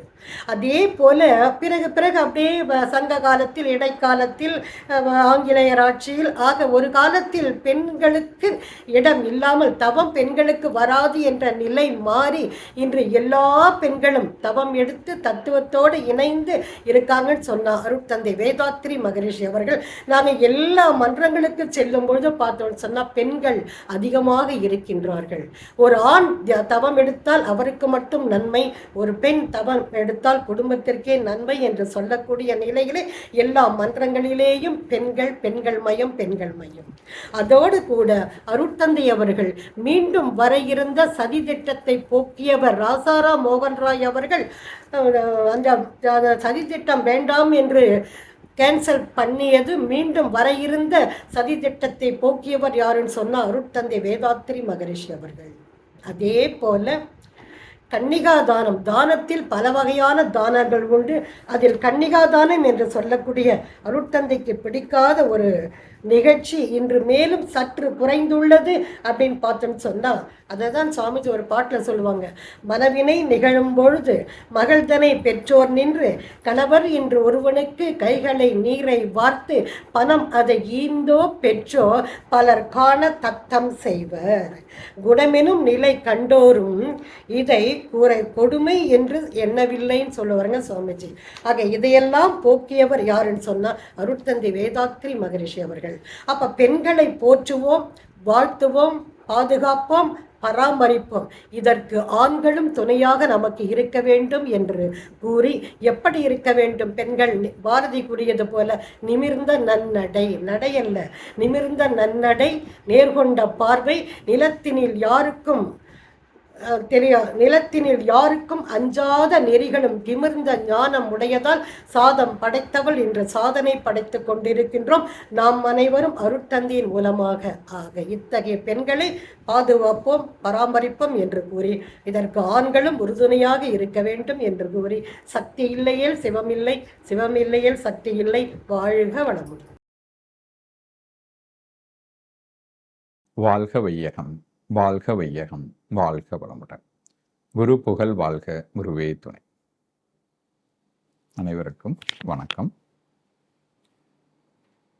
வேதாத்திரியத்தில் 8வது திட்டமாக தெய்வ நீதி வழிவாழ்தல் என்ற தலைப்பிலே சிந்திக்க இருக்கின்றோம். தெய்வம் என்றால் என்ன, தெய்வ நீதி என்றால் என்ன, தெய்வ நீதி வழிவாழ்தல் என்றால் என்ன என்று பார்க்க இருக்கின்றோம். தெய்வம் என்றால் என்ன? மகரிஷி அவர்கள் சொல்கிறார்கள், புலன்களால் தேடும் போது இல்லை என்றும் 6வது அறிவால் யூகித்து உணரக்கூடிய ஒரு தத்துவம்தான் தெய்வம் என்று சொல்கிறார்கள். மனவளக்கலையிலே ஒரு அன்பர் சேரும் பொழுது முதலிலே அவருக்கு பயிற்சி முறைகளை கற்றுக் கொடுக்கும் பொழுது இறைவனுக்கு பாடல் அவருக்கு சொல்லிக் கொடுக்கின்றோம். அதில் என்ன சொல்கின்றோம்? எல்லாம் அல்ல தெய்வம் அது, எங்கும் உள்ளது நீக்கமற, சொல்லால் மட்டும் நம்பாதே, சுயமாய் சிந்தித்தே நீ தெளிவாய், வல்லாய் உடலில் இயக்கம் அவன், வாழ்வினில் உயிரினில் அறிவும் அவன். தெய்வம் என்பது ஒன்று இருக்கின்றது. அது எங்கும் நிறைந்ததாகவும் எல்லாம் வல்லதாகவும் இருக்கின்றது. உடலிலே ஆற்றலாகவும் அறிவாகவும் இயங்கிக் கொண்டிருக்கின்றது என்று விளக்கம் கொடுக்கின்றார்கள். ஆனால் அது அவன் என்றுதான் சொல்கிறார்கள். ஆனால் அதை பற்றிய ஒரு தெளிவான விளக்கம் பிரம்மஞானத்திலே அந்த அன்பர் பல பயிற்சிகளை, அகத்தாய்வு பயிற்சிகளை செய்த பிறகு பிரம்மஞானத்திலே வரும் பொழுதுதான் அதை இன்னும் தெளிவாக விளக்கம் கொடுக்கப்படுகின்றது. வற்றாயிருப்பு, பேராற்றல், பேரறிவு, காலம், வளம் நான்கும் ஒருங்கிணைந்த பெருவெளியே தெய்வமாம். வற்றாயிருப்பு, பேராற்றல், பேரறிவு, காலம், வளம் நான்கும் ஒருங்கிணைந்த பெருவெளியே தெய்வமாம். வற்றாயிருப்பு அப்படின்னா என்னன்னா, எல்லாமே இறைநிலையின் அழுத்தத்தினால் இயக்கம் இயங்கி கொண்டிருக்கின்றது. அந்த இயக்கத்துக்கு மூலமாக இருப்பது இருப்பு. அந்த இருப்பு என்பது வற்றாக இருக்கின்றது. எடுக்க குறையாத, கொடுக்க குறையாத ஒரு தன்மையாக இருப்பதை தான் வற்றா இருப்பு என்று மகரிஷி அவர்கள் விளக்குகின்றார்கள். அதை பற்றி சொல்லும் பொழுது கூட நான் சொல்வதுண்டு. வற்றாயிருப்பு தத்துவத்திற்கு விளக்கம் அளித்து வற்றா புகழ் பெற்ற வேதாத்ரி மகரிஷி பிறந்த தேதி 14, வகுத்த வேதாத்திரிய திட்டங்களும் 14, வளம் தரும் வேதாத்திரிய திட்டங்களின் மதிப்புணர மன அலைச்சுழல் குறைய வேண்டும் 14 கீழே என்று. ஸோ இந்த வற்றாயிருப்பு, பேராற்றல், பேரறிவு, காலம், இது ஒவ்வொன்றும் பிரிக்க முடியாத ஒரு தன்மை. இதுதான் தெய்வம் என்று மகரிஷி அவர்கள் விளக்குகிறார்கள். தெய்வங்களின் தெய்வம் தெரிய தெளிவு வழி பிரம்மஞான கல்வி. தெய்வங்களின் தெய்வம் தெரிய தெளிவு வழி பிரம்மஞான கல்வி. தெய்வ வழி வாழ்தல் என்றால் என்ன? தெய்வ வழி என்பது இயற்கையோடு இணைந்து வாழக்கூடிய ஒரு தன்மை. ஸோ இதை எப்படி புரிந்து கொள்ள வேண்டும் என்றால், தான், சமுதாயம், இயற்கை என்று 3 கோணத்திலே மனித வாழ்க்கை நடைபெறுகின்றது. மனிதனும் இயற்கையினுடைய ஒரு அங்கம்தான். இயற்கையின் மூல ஆற்றல் தான் இறைவன், தெய்வம். அதற்கு முரண்பாடாக இல்லாது எண்ணம், சொல், செயல்களை செய்ய வேண்டும். சமுதாய விதிகளையும் மதித்து வாழ வேண்டும் பொழுதுதான் ஒரு இணக்கம். ஏன்னா இயற்கை வழியை கொண்டுதான் சமுதாய விதிகளும் உருவாக்கப்படுகின்றன. அப்போ இயற்கையோடு இணைந்த வாழ்வுதான் இனிமையாகவும் மகிழ்ச்சியாகவும் வெற்றிகரமாகவும் இருக்கும் என்பதனால் இயற்கையோடு இணைந்த வாழ்வை மகான்கள், அறிஞர்கள் நமக்கு பரிந்துரை செய். தெய்வ மன்றங்களிலே நாம் செல்லும் பொழுது அங்கு ஒரு எழுதியிருப்பார்கள், இறைவனை தேடும் பணி இங்கு நிறைவு பெறுகிறது என்று. இறைவனை தேடும் பணி உலக சமுதாய சேவா சங்கத்தில் சேரும் பொழுது நிறைவடைகிறது. ஆனால் இறைவனை உணரும் பணி மகா மௌனத்தில் தான் தொடங்குகிறது. இறைவனை யார் என்ன என்று பிரம்மஞானத்தில் தெரிந்து கொள்கின்றோம். ஆனால் இறைவனை உணரும் பணி பயிற்சி செல்லும் பொழுது, வாழ்வியலோடு நாம் வாழும் பொழுது ஏற்படக்கூடிய அனுபவங்களை உள்வாங்கிக் கொண்டு நாம் வழிநடத்த சொல்லும் பொழுது அது உணரும் பணியாக நமக்கு மாறுகின்றது. மகரிஷி அவர்கள் ஒரு இடத்திலே சொல்கிறார்கள், இறைவனை பற்றிய ஒரு விளக்கம் கொடுத்த பிறகு இனி என்ன அப்படின்னு ஒரு கேள்விகளை வைக்கிறார்கள். இனி அவன் கடமையை உணர்வதே சிறப்பு. இறைவன்னா என்ன, எங்கிருக்கிறான் என்ன என்று தெரிந்த பிறகு வாட் நெக்ஸ்ட் அப்படின்ற கேள்வி வரும் பொழுது இனி அவன் கடமையை உணர்வதே சிறப்பு. ஸோ அவனுடைய கடமை என்ன? இறைவன்னா யாருன்னு தெரிந்த பிறகு ஒவ்வொருத்தவங்களுக்கும் ஒவ்வொரு கடமை இருக்கிறது. அந்த கடமையை என்ன என்று தெரிந்து அதன்படி வாழ்தல் தெய்வ நீதி வழி வாழ்தல். இதை எண்ணம் ஆராய்தலில் எண்ணங்களை 6 வகைகளாக பிரிக்க சொல்கிறார்கள். தேவை, பழக்கம், சூழ்நிலை, பிறர் மனம் தூண்டுதல், கருவமைப்பு, தெய்வீகம். ஸோ அந்த எல்லாருக்குமே இந்த எண்ணங்கள் காலை முதல் மாலை வரை வந்து கொண்டே இருக்கின்றது. அதில் தெய்வீக எண்ணங்களும் வந்து கொண்டே இருக்கும். அந்த தெய்வீக எண்ணங்களின் இனம் கண்டு அந்த எண்ணங்களுக்கு ஒரு மதிப்பளித்து அதன் மூலம் அதன்படி வாழ்தல் தெய்வீக வழி வாழ்தல் என்று நாம் சொல்லிக்கொள்ளலாம். ஸோ தெய்வீக வழி வாழ்தல் என்பது இயற்கையோடு இணைந்த வாழ்வு. அந்த பேராற்றலோடு இணைந்து, அந்த அறிவோடு இணைந்து வாழும் பொழுது இயற்கையோடு இணைந்த ஒரு வாழ்வாக அது அமைகிறது. ஸோ இந்த யோகா கல்வி என்பது இயற்கையோடு ஒரு இணைந்த வாழ்வை தான் அது வடிவமைத்து கொடுக்கின்றது. இந்த சர்வதேச யோகா தினத்தில், 12வது சர்வதேச யோகா தினத்தில், இந்த இயற்கையோடு இணைந்த ஒரு மனவள கல்வியை நாம் பயின்று சிறப்பு பெறுவோம் என்று அனைவருக்கும் சர்வதேச யோகா தின வாழ்த்துக்களை தெரிவிக்கொண்டு நிறைவு செய்கிறேன். நன்றி. வாழ்க வளமுடன். வாழ்க வையகம், வாழ்க வையகம், வாழ்க வளமுடன்.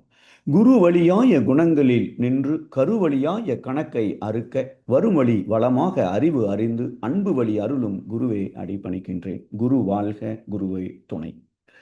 சர்வதேச யோகா தின கருத்தரங்கில் இணைந்துள்ள சகோதர சகோதரிகள் ஒவ்வொருவருக்கும், உலக சமுதாய சேவா சங்கத்தின் தலைவர் மற்றும் பெரியோர்கள் ஒவ்வொருவருக்கும் எனது பணிவான வணக்கங்கள். பொத்தலுள்ள பாத்திரத்தில் நீர் சேவித்தால் போக்கின் அளவிற்கு ஏற்ப குறைய காண்போம் என்ற ஒரு கவிதையிலே மகரிஷி அவர்கள் ஒரு ஆழமான கருத்தை கூறியிருப்பார்கள். அதாவது, ஒரு பொத்தலுள்ள பாத்திரத்துல நம்ம நீரை ஊற்றி வச்சிருந்தோம்னா அதிலுடைய தண்ணீர் விரயமாகாமல் இருக்க வேண்டும் என்றால் அதுல ஓட்டைகள் இருக்கக்கூடாது. அதே போலத்தான் மனிதனுடைய ஆற்றலும் ஒரு ஓட்டை போல வீணான வழிகளில் நம்முடைய ஆற்றலை, நேரத்தை, பொருளை விரயம் செய்யக்கூடிய சூழ்நிலை எந்த சமுதாயத்தில் இருந்தாலும் அந்த சமுதாயம் வாழ்க்கையில் முன்னேறுவதில் சிரமங்கள், தடைகள் இருக்கும் என்று மகரிஷி அவர்கள் குறிப்பிட்டிருப்பார்கள். அதற்காகத்தான் தேவையற்ற சடங்குகளை, விழாக்களை தவிர்க்க வேண்டும் என்ற அடிப்படையிலே உலக சமுதாய மேம்பாட்டிற்கான சீர்திருத்த வாழ்க்கை முறைகளில் வேதாத்திரியத்தின் 14 திட்டங்களில் ஒரு திட்டமாக தேர் திருவிழா தவிர்த்தல் என்று கொடுத்திருப்பார்கள். அதுதான் நாம் சிந்திக்க இருக்கும் கருத்து. திருவிழா என்றால் மனிதர்களின் வாழ்வில் மகிழ்ச்சியையும் நல் உறவையும் சமூக ஒன்றிணைப்பையும் ஏற்படுத்த ஆண்டுதோறும் ஒரு குறிப்பிட்ட நாட்களில் ஒரு பர்டிகுலர் தினத்தில் கொண்டாடப்படக்கூடிய ஒரு பெருவிழா ஆகும். அதே சமயம் தேர் என்பது பொதுவாக கோவில்களில் கடவுளை ஊர்வலம் எடுத்து செல்ல பயன்படும் ஒரு ஊர்தியாகும். அதனுடைய பீடம் மரத்தால் ஆனது. அது முழுவதும் மர சிற்பங்களால் அலங்கரிக்கப்பட்டு இருக்கும். இந்த தேர் திருவிழா பௌத்த சமயம், சமண சமயத்திலிருந்து இந்து சமயத்தாலும் பின்பற்றப்பட்டிருக்கிறது என்று வரலாற்று அறிஞர்கள் கூறியிருக்கிறார்கள். அது சரி. இந்த தேர் திருவிழாவை மகரிஷி அவர்கள் ஏன் தவிர்க்க வேண்டும் என்று கூறியிருக்கிறார்கள்? முதல்ல ஒரு விஷயத்தை நாம நினைவுபடுத்திக் கொள்வோம். மகரிஷி அவர்கள் கடவுள் வழிபாடு என்பது ஒரு உளவியல் கலை என்று சொன்னது மட்டுமல்ல, இது எதற்காக ஏற்படுத்தப்பட்டது, யாருக்காக ஏற்படுத்தப்பட்டது என்ற விளக்கங்களையும் கூறியிருக்கிறார்கள். இறை ஆற்றல் என்பது புலன்களுக்கு எட்டாதது மட்டுமல்ல, அறிவின் முழுமையில் மனிதன் உணர்ந்து கொள்ளக்கூடியதும் அதுதான். அறிவின் உயர்வுக்கு வராதவர்கள், குழந்தைகள் நம்பிக்கை மூலம் இயற்கை விதியின் பெருமையை உணர்வதற்காக இந்த இறை வழிபாடு ஏற்படுத்தப்பட்டது. எப்படி? கடவுளுக்கு ஒரு வடிவம் கற்பித்து, அவ்வடிவத்திற்கு பல சிறப்பாற்றல்களை கற்பித்து, அதை வணங்கினால் இன்னென்ன பலன்கள் அடையலாம் என்று கூறியிருக்கிறார்கள். இந்த கருத்துக்களை உறுதிப்படுத்தி நம்பிக்கையை வளர்ப்பதற்காக சில கதைகளையும் கற்பித்தனர் நம்முடைய முன்னோர்கள். புலன் வழியே மயங்கி தன் உணர்வின்றி அலைபாயும் மனதை நிறுத்தி சிந்திக்க செய்து தெளிய வைத்து முடிவை அறிந்து நிறைவு பெற உருவ கடவுள் வழிபாட்டு முறை உதவி செய்யக்கூடியது. விஞ்ஞானம் பிளாசிபோ எஃபெக்ட் ஒன்று கூறியிருப்பார்கள். அதாவது வெற்று மருந்து. நம்பிக்கை எந்த அளவுக்கு எதன் மீது வைத்திருக்கிறோமோ அந்த நம்பிக்கையின் காரணமாக ஒரு பலன் கண்டிப்பாக கிடைக்கும் என்பதை அந்த விஞ்ஞானம் உறுதி செய்கிறது. உருவ கடவுள்களை வணங்கும் பொது முறையை வகுத்த பெரியோர்கள் அதில் மனம், உயிர், மெய் ஞானம் என்ற உண்மையை உணரக்கூடிய சிறப்பு முறைகளையும் உருவாக்கி வைத்தனர். ஆனால் பிற்காலத்தில் பொருள், செல்வாக்கு என்ற ஆசையில் மயங்கிய சிலர் மத ஆச்சாரியார்கள் என்ற போர்வையில் அறிவுக்கு பொருந்தாத பல சடங்குகளையும் உருவாக்கி பாமர மக்களை சடங்கில் சிக்க வைத்து அவர்களின் வளங்களை சுரண்டும்படி மாற்றப்பட்டு விட்டது என்பதே மகரிஷி அவர்களின் கருத்து. அப்போ அப்படிப்பட்ட அந்த தேர் திருவிழா இந்த காலத்திற்கு அது தேவையா என்பதை நாம் சிந்திக்க வேண்டிய கட்டாயத்தில் இருக்கிறோம். மகரிஷி அவர்கள் பல காரணங்களை இதற்காக கூறியிருப்பார்கள். ஒன்று, கடவுளுக்கு பொருள் கொடுத்தால் சொர்க்கம் என்ற பேரின்பத்தை கடவுள் அளிப்பார். இது உண்மைதானா? தெய்வத்திற்கு பேரியக்க மண்டலம் முழுவதுமே உரிமையாக இருக்கும் பொழுது மனிதன் கடவுளுக்கு எதை கொடுக்க முடியும்? இது சிந்திக்க வேண்டிய விஷயம். இரண்டாவது விஷயம், அந்தந்த காலகட்டத்தில் உண்மையான காரணங்களுக்காக திருவிழாக்கள் ஏற்படுத்தப்பட்டது. அது இப்பொழுது தேவையா? அந்த காலத்துல பொருட்களை வாங்குவதற்கே வணிக வளாகங்கள் இல்லாத போது அறிஞர்கள் மக்கள் சிரமப்படக்கூடாதே என்பதற்காக ஒரு கோவில் பக்கத்துல வாரச்சந்தை, மாதச்சந்தை, தேர் திருவிழா வருடத்துக்கு ஒரு முறை, அங்கு கிராம மக்கள் அனைவரும் வர வேண்டும், அனைத்து பொருட்களும் அங்கு உற்பத்தி செய்யப்பட்ட பொருட்கள் அனைத்தும் அங்கே வர வேண்டும். இப்பெல்லாம் மொபைல் ஃபோனில் ஒரு ஆப் எடுத்து ஒரு பட்டன் அமுக்குனா வீட்டுக்கு என்ன தேவையோ அது வந்து கொடுக்கிறார்கள். இப்பொழுது அது தேவையா என்பதை சிந்தித்து பார்க்க வேண்டும்.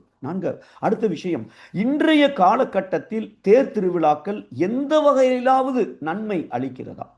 பண விரயம் மட்டுமல்ல, சுகாதார கேடாக நோய் கிருமி இருக்கிறவங்க பல பேர் அந்த திருவிழாக்கு வருகிறார்கள். அதன் மூலமாக கிருமிகள் பரவுகிறது. அங்கே பராமரிக்கப்படாத உணவு தான் கொடுக்கப்படுகிறது. சுகாதார கேடு மட்டுமல்ல, பராமரிக்கப்படாத உணவு மட்டுமல்ல, ஒரு குடிநீர் கூட அல்லது முறையான கழிப்பிட வசதிகள் கூட இல்லாத நிலைமை பல ஊர்களில் இருப்பதை நாம் பார்க்கின்றோம். இது மட்டுமல்ல, இப்ப கடந்த இந்த 2026ஆம் ஆண்டிலே ஜனவரியிலிருந்து இந்த மே மாதம் வரை பல நிகழ்ச்சிகளை நம்ம பேப்பர்ல பார்க்கிறோம். அதாவது மார்ச் 2026 பொன்னேரிங்கிற ஊர்ல நடந்த தேர் திருவிழால ஒரு விபத்து ஏற்பட்டு விட்டது. மே 2026 கடலூர் மாவட்டத்தில் வேப்பூர் அங்க தேரே கவிழ்ந்து விபத்து ஏற்பட்டது. அதே மே 2026 திருச்செங்கோடுல தேருக்கும் செவுத்துக்கும் இடையில ஒரு 19 வயசு பையன் மாட்டி அங்கனையே உயிரிழப்பதையும் நாம் செய்தித்தாளில் பார்க்கிறோம். இப்படி ஒவ்வொரு வருடமும் பொருள் விரயம் மட்டுமல்ல, பண விரயம் மட்டுமல்ல, மனித உயிர்களும் இழக்க நேரிடதை பார்க்கும் பொழுது மனதிற்கு கொஞ்சம் நமக்கு வருத்தமாகத்தான் இருக்கிறது. ஒரு காலத்தில் ஒரு இடத்தில் உருவாகிய இந்த சடங்கு முறை மற்றொரு காலத்தில் மற்றொரு இடத்தில் தேவையற்றதாகவும் துன்பம் தருவதாகவும் கூட இருக்கலாம். சிந்தனை மிக்கோர் அதாவது அறிஞர்கள் இப்படிப்பட்ட சடங்குகளால் வாழ்வில் விளையும் நன்மை தீமைகளை கணித்து தேவையற்ற சடங்கு முறைகளை மாற்றி மனித வாழ்வை திருத்த வேண்டியது அறிஞர்கள் கடமை என்பதே மகரிஷி அவர்களின் கருத்து. இங்கே அதற்காக இந்த வருடம் முதல் நான் தேர் திருவிழா செல்ல மாட்டேன் என்று முடிவெடுத்தால் அங்கே வாழ்க்கை துணை ஒத்துக்கொள்ளவில்லை என்றால் நல்ல விஷயமே ஆயினும் அதை தள்ளி போட வேண்டும் என்ற மகரிஷியின் கருத்துக்களையும் நினைவில் வைத்துக் கொள்வோம் என்று கூறி இந்த நல்ல வாய்ப்பை நல்கிய அனைத்து அன்பு உள்ளங்களுக்கும் நன்றிகள் பாராட்டி இந்த உரையை நிறைவு செய்கிறேன். நன்றி. வாழ்க வளமுடன். வாழ்க வையகம், வாழ்க வையகம், வாழ்க வளமுடன். குருவே துணை. தலைவர் ஐயா மற்றும் உலக சமுதாய சங்கத்தின் அனைவருக்கும் என்னுடைய வணக்கத்தை தெரிவித்துக் கொள்கிறேன். அனைவருக்கும் 12வது யோக தினத்தின் நல்வாழ்த்துக்கள். இன்று நாம கருத்தரங்கில் சிறுவருக்கே விளையாட்டு என்ற தலைப்புல நம்ம டிஸ்கஸ் பண்ண இருக்கோம். சிறுவர்களை பார்த்தோம்னா இப்பெல்லாம் நீ விளையாடுனியா, சிரிச்சியா அப்படின்னு கேட்கறத விட இன்னைக்கு நீ என்ன வின் பண்ண, என்ன ரேங்க் எடுத்த, என்ன ஃபேமஸா என்ன செஞ்ச அப்படின்றத பத்தி தான் நம்ம இன்னைக்கு சிந்திக்கிறோம். சிறுவர்கள் விளையாட்டு எவ்வளவு இம்பார்ட்டன்ட்னா மகர்ஷி வேதாத்திரி நமக்கு அதை பத்தியே இவ்வளவு சொல்லியிருக்காங்க. ஓடி விளையாடு பாப்பான்ற பாட்டும் நம்ம நிறைய கேட்டிருக்கோம். இன்றைய சிறுவர்கள் ஓடி விளையாடினா பிசிக்கலா என்ன ஹெல்த் பெனிஃபிட்ஸ், மென்டலா என்ன ஹெல்த் பெனிஃபிட்ஸ்ன்னு ஆஸ் அ டாக்டர் நாங்க எப்பவும் அதுதான் சொல்லிட்டு இருப்போம். பிசிக்கலா பாத்தீங்கன்னா அவங்களுடைய போன் அண்ட் மசில்ஸ் இம்ப்ரூவ் ஆகுது. இந்த விளையாடுறதுனால அவங்களுடைய பிரெயின் பாடி கோஆர்டினேஷன் வருது. அவங்களுடைய ஒரு இம்யூனிட்டி லெவல் இன்க்ரீஸ் ஆகுது. தூக்கம் நல்லபடியா வருது. ஒரு கோஆர்டினேஷன் நடக்குது அவங்களுக்குள்ள. அதே மென்டலா பார்த்தோம்னாலும் அவங்களுடைய மைண்ட் ஹெல்த்தும் வந்து இம்ப்ரூவ் ஆகுது விளையாடுறதுனால. ஏன்னா கான்ஃபிடன்ஸ் லெவல் இன்க்ரீஸ் ஆகுது, ஸ்ட்ரெஸ் லெவல் கம்மி ஆகுது, எமோஷனல் குவேஷன்ட் வந்து இன்க்ரீஸ் ஆகுது. இப்படி விளையாட்டுல இவ்வளோ அற்புதமான விஷயங்கள் இருக்கும்போது நம்ம ஏன் பசங்களை வந்து விளையாட அனுப்ப மாட்டேங்கிறோம் அப்படின்றது கொஞ்சம் நம்ம சிந்திச்சு பார்க்கணும். ஏன்னா இந்த விளையாடும் போது அவங்களுக்கு இருக்கிற சந்தோஷமும் ஒரு ஜாய் அண்ட் ஹாப்பினஸ் நம்ம பார்க்கும்போது எவ்வளோ ஃப்ரீயா ஒரு சர்வீஸ் கிடைக்குது. நம்ம வந்து அதை விட்டுட்டு நீ வந்து ஸ்போர்ட்ஸ்ல இதுல செலக்ட் ஆனியா, இதுல ஃபேமஸ் ஆனியா அப்படின்ற மாதிரிதான் நம்ம பேரண்ட்ஸும் சரி, ஸ்கூலும் சரி, நம்மளுடைய என்விரான்மெண்ட்லயும் சரி, இப்ப பசங்களுக்கு நம்ம ஸ்போர்ட்ஸுக்கு நிறைய இம்பார்ட்டன்டே கொடுக்க மாட்டேங்கிறோம். சைல்ட்ஹுட்ல அவங்க ரியலா என்ன மிஸ் பண்றாங்கன்றத ஒரு நிமிஷம் நம்ம யோசனை பண்ணி பாருங்களேன். அவங்க வந்து வந்து பாவம் அவங்க ஒர்க்ல பிஸியா இருக்கிறதுனால குழந்தைகிட்ட ஒரு மொபைல் கொடுத்தா அப்பா தொந்தரவு கம்மியாச்சுன்ற மாதிரி அவங்க மொபைல்ல கொடுத்துடுறாங்க. அவங்க அந்த மொபைல்ல கையில வச்சிட்டு இருக்கிறதுனால பிளே கிரவுண்ட்ல கிடைக்கக்கூடிய ஒரு சந்தோஷம் இந்த மொபைல்ல கிடைக்காது. அப்கோர்ஸ் மொபைல்லயும் வந்து டோபமைன் ஸ்டிமுலேஷன் கிடைக்குது, ஒரு லைக், ஒரு ஷேரு, அப்புறம் அவங்க மொபைல்ல பாக்குற அந்த டிஷும் சண்டை, அப்புறம் கிரிக்கெட்டு, ஃபுட்பால் இதெல்லாமே அவங்க மொபைல்லயே விளையாடி முடிச்சிடுறாங்க. செஸ் இது எல்லாமே மொபைல்லயே விளையாடி முடிச்சிடுறாங்க. பட் அப்போ அவங்க உட்காந்துக்கிட்டு ஜஸ்ட் கண்ணையும் ஸ்ட்ரெயின் பண்ணிட்டு பிரெயினை டம்மா வச்சுக்கிட்டு அதுக்கு தகுந்த மாதிரி தானே இப்ப கேம்ஸ், பிளே ஸ்டேஷன்ஸ் எல்லாம் வந்துட்டு இருக்கு இல்லைங்களா? சோ பிரெயினுக்கும் வந்து ஒரு ஆக்டிவிட்டி இல்ல, சும்மா ஜஸ்ட் ஒரு டோபமைன் இன்க்ரீஸ் ஆகுது, அவ்வளவுதான் இந்த மீடியானால. அது இல்லாம பசங்க வந்து குண்டாயிக்கிட்டே வேற போயிட்டு இருக்காங்க. இப்ப அவுட்டோர் கேம்ஸ் நம்ம எடுத்தோம்னா எத்தனை வகையான கேம்ஸ் இருக்கு பாருங்களேன். கிரிக்கெட் இருக்கு, ஃபுட்பால் இருக்கு, வாலிபால் இருக்கு, கொக்கோ இருக்கு, கபடி இருக்கு, ஸ்கிப்பிங் விளையாடலாம், சைக்கிளிங் போலாம், இந்த மாதிரி வகை வகையா ஸ்விம்மிங் போலாம், இந்த மாதிரி வகை வகையா நிறைய அவுட்டோர் கேம்ஸ் இருக்கு. இன்டோர் கேம்ஸ்ன்னு எடுத்தா கூட நம்ம வந்து செஸ் விளையாடலாம், அதுக்கப்புறம் டிஃப்ரெண்ட் கேம்ஸ், அந்த மெமரி கேம்ஸ், அந்த மாதிரி நிறைய கேம்ஸ் விளையாடலாம். சோ பாரம்பரிய விளையாட்டு அப்படின்றத நம்ம எடுத்தோம்னா இப்போ அதுல இருந்த ஒரு சந்தோஷம் இந்த பசங்களுக்கு இல்ல. பாருங்களேன், பாண்டி விளையாடுறோம், கில்லி தாண்டல் விளையாடுறோம், அப்புறம் கோலி விளையாடுறோம், கபடி விளையாடுறோம். இந்த மாதிரி பாரம்பரிய விளையாட்டு எடுத்தா கூட அதுல எவ்வளவு அட்வான்டேஜ் இருக்கு பாருங்க. அங்கேயும் வந்து மைண்ட் பாடி கோஆர்டினேஷன்ல தான் இந்த பாரம்பரிய விளையாட்டும் அந்த காலத்துல இருந்தே அவங்க வச்சிருக்காங்க. அதுல அந்த ஹாப்பினஸ் எல்லாம் இந்த சின்ன பசங்க வந்து மிஸ் பண்றாங்க. இப்ப எல்லாம் குழந்தையே வந்து 1, 2 தான் இருக்கு. அட்லீஸ்ட் அந்த குழந்தைய நம்ம நல்லா வளர்க்கக்கூடிய ஒரு ரெஸ்பான்சிபிலிட்டி நாம எடுத்துக்கணும் இல்லைங்களா? யார் எடுத்துக்கணும்? ஃபர்ஸ்ட் பேரண்ட்ஸா, ஸ்கூலா? டெஃபினட்டா வந்து பேரண்ட்ஸ். குழந்தை பிறந்தாப்புல இருந்து மோஸ்ட் ஆஃப் த டைம் அது வந்து பேரண்ட்ஸ் கிட்ட தான் இருக்கு. ஸோ பேரண்ட்ஸ் வந்து குழந்தை நல்லா படிக்கணும், நல்ல மார்க் எடுக்கணும், ஃபேமஸ் ஆகணும், 4 பேத்துக்கிட்ட சொல்லிக்கிற மாதிரி அவன் வளரணும்ன்ற ஒரு கனவுல இருக்காங்க. பட் அதே விளையாடணும், ஓடி விளையாடு பாப்பா, பசங்களுக்கு வந்து எப்படி வந்து விளையாட்டு வந்து முக்கியம்ன்றத வந்து பேரண்ட்ஸும் வந்து ஒரு நிமிஷம் யோசனை பண்ணி அவங்க கூட வந்து குவாலிட்டி டைம் ஸ்பெண்ட் பண்ணணும். டெய்லியுமே 1 hour பேரண்ட்ஸ் கூட, பேரண்ட்ஸ் நீங்களும் வந்து பசங்க கூட சேர்ந்து ஏதாச்சும் ஒரு விளையாட்டு விளையாடுங்க. அதுல ஒரு ஃபன் இருக்கு. நம்மளுக்கும் வந்து ஸ்ட்ரெஸ் ரிலீவிங் ஃபேக்டரு. சின்ன குழந்தைங்க கூட நம்ம விளையாடும் போது நம்மளுடைய ஸ்ட்ரெஸ்ஸும் ரிலீவ் ஆகுது. வெளியில போய் சன்லைட், ஆக்சிஜன், அப்புறம் அர்த்திங், இந்த மாதிரி எல்லாம் நேச்சுரலா ஒரு காசும் இல்லாத ஒரு விஷயங்கள் வந்து ஹெல்த் பெனிஃபிட்ஸ் நமக்கு நிறைய இருக்கு. ஸோ 1 hour பேரண்ட்ஸும் கூட சேர்ந்து மாத்தி போய்க்கலாம். ஒரு வாட்டி அம்மா கூட போகலாம், ஒரு வாட்டி அப்பா கூட போகலாம், இல்ல ஃபுல் ஃபேமிலியே சேர்ந்து வீக்கெண்ட்ல எல்லாருமா சேர்ந்து போய் ஒரு பார்க்கோ இல்ல அந்த மாதிரி ஒரு நேச்சுரல் சரௌண்டிங்ஸ்ல போயிட்டு விளையாடிட்டு டைம் ஸ்பெண்ட் பண்ணிட்டு வந்தோம்னா அவுட்டோர் கேம்ஸ்ல வந்து பெனிஃபிட்ஸ் வந்து நிறைய இருக்கு. ஸ்கூல்ல நீங்க போட்டீங்கன்னா கூட பசங்க வந்து ஸ்கூல்ல வந்து மார்க் நிறைய எடுக்கணும், மெடல் வின் பண்ணணும், ஃபேமஸ் ஆகணும் அப்படின்ற எண்ணத்துல செலெக்ஷன்ஸ் எல்லாம் நடந்தாலுமே கூட நீங்க கேர்ஃபுல்லா இருக்கணும். இப்ப பெரியவங்க விளையாடுறாங்க, கிரிக்கெட் விளையாடுறாங்க, வாலிபால், ஃபுட்பால் விளையாடுறாங்க. அதுல எவ்வளவு காம்படிஷன்ஸ் இருக்கு பாருங்களேன். விளையாடுறாங்க. அந்த கண்ட்ரி வந்து ஒரு ஒற்றுமையோட இருக்கணும்னு நினைச்சுதான் இந்த விளையாட்டெல்லாம் ஸ்டார்ட் ஆச்சு. பட் இப்ப வந்து ஒரு கண்ட்ரி ஜெயிச்சிச்சுன்னா இன்னொரு கண்ட்ரிக்கு பகை வருது. இந்த மாதிரி வந்து ஸ்டாம்பேட், கிரிக்கெட் மேட்ச்ல ஸ்டாம்பேட் கூட எவ்வளவு நடந்துச்சு. சோ அந்த மாதிரி வந்து காசெல்லாம் கூட வச்சு விளையாடுறாங்க அந்த பெரியவங்க ஆனது. ஆனா சின்ன பசங்க வந்து ரொம்ப இன்னோசென்ட். அவங்க விளையாட்டுன்னா அவ்வளவு பியூட்டிஃபுல்லா விளையாட்டா விளையாடிட்டு இருக்காங்க. சோ அதுக்கு நீங்க பேரண்ட்ஸ் நீங்க என்கரேஜ் பண்ணணும். ஏன்னா every child deserves sunshine, sweat, nature. ஏன்னா இது எல்லாமே வந்து இயற்கை கூட குழந்தைங்க வளரணும், அந்த பூமியில காலை வச்சு பழகணும். அப்புறம் வந்து அவங்க வெற்றி தோல்வி ரெண்டும் என்னன்றத கத்துக்கணும். வெறும் வெற்றியா பார்த்துட்டு இருக்கிறது இல்ல.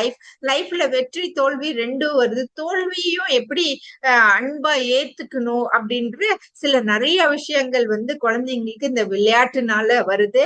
ஃப்ரெண்ட்ஸ், நீங்களும் சரி, ஸ்கூல் சரௌண்டட், என்விரான்மெண்ட் சரௌண்டட், எல்லாருமே உங்க சுத்தில ஏதாவது குழந்தைங்க இருந்தா ஓடி விளையாடு பாப்பன்னு அது கூட நம்மளும் சேர்ந்து விளையாடணும். அதுக்கப்புறம் வந்து நம்ம வந்து சிறுவருக்கே விளையாட்டுன்னு மாஷி வேதாத்ரி நம்ம சொல்லியிருக்கிற இந்த இம்பார்ட்டான கருத்தை நம்மளும் ஃபாலோ பண்ணணும். நம்ம வெளியிலயும் நம்ம வந்து அதை எடுத்துக்கிட்டு போலாம். வாய்ப்பு கொடுத்ததற்கு நன்றி. அனைவருக்கும் யோகா தினத்து நல்வாழ்த்துக்கள். அருட்பேராற்றல் கருணையினால் உடல் நலம், நீண்டாயுள், நிறை செல்வம், உயர்ப்புகள், மெய்ஞானம் ஓங்கி வாழ்வீராக. வாழ்க வையகம், வாழ்க வையகம், வாழ்க வளம். வாழ்க வையகம், வாழ்க வளம். அன்பார்ந்த சிந்தனையாளர்களே, உலக நல நாட்ட பேரறிஞர்களே, உங்கள் அனைவருக்கும் எனது அன்பு கலந்த வணக்கமும் வாழ்த்துக்களும்.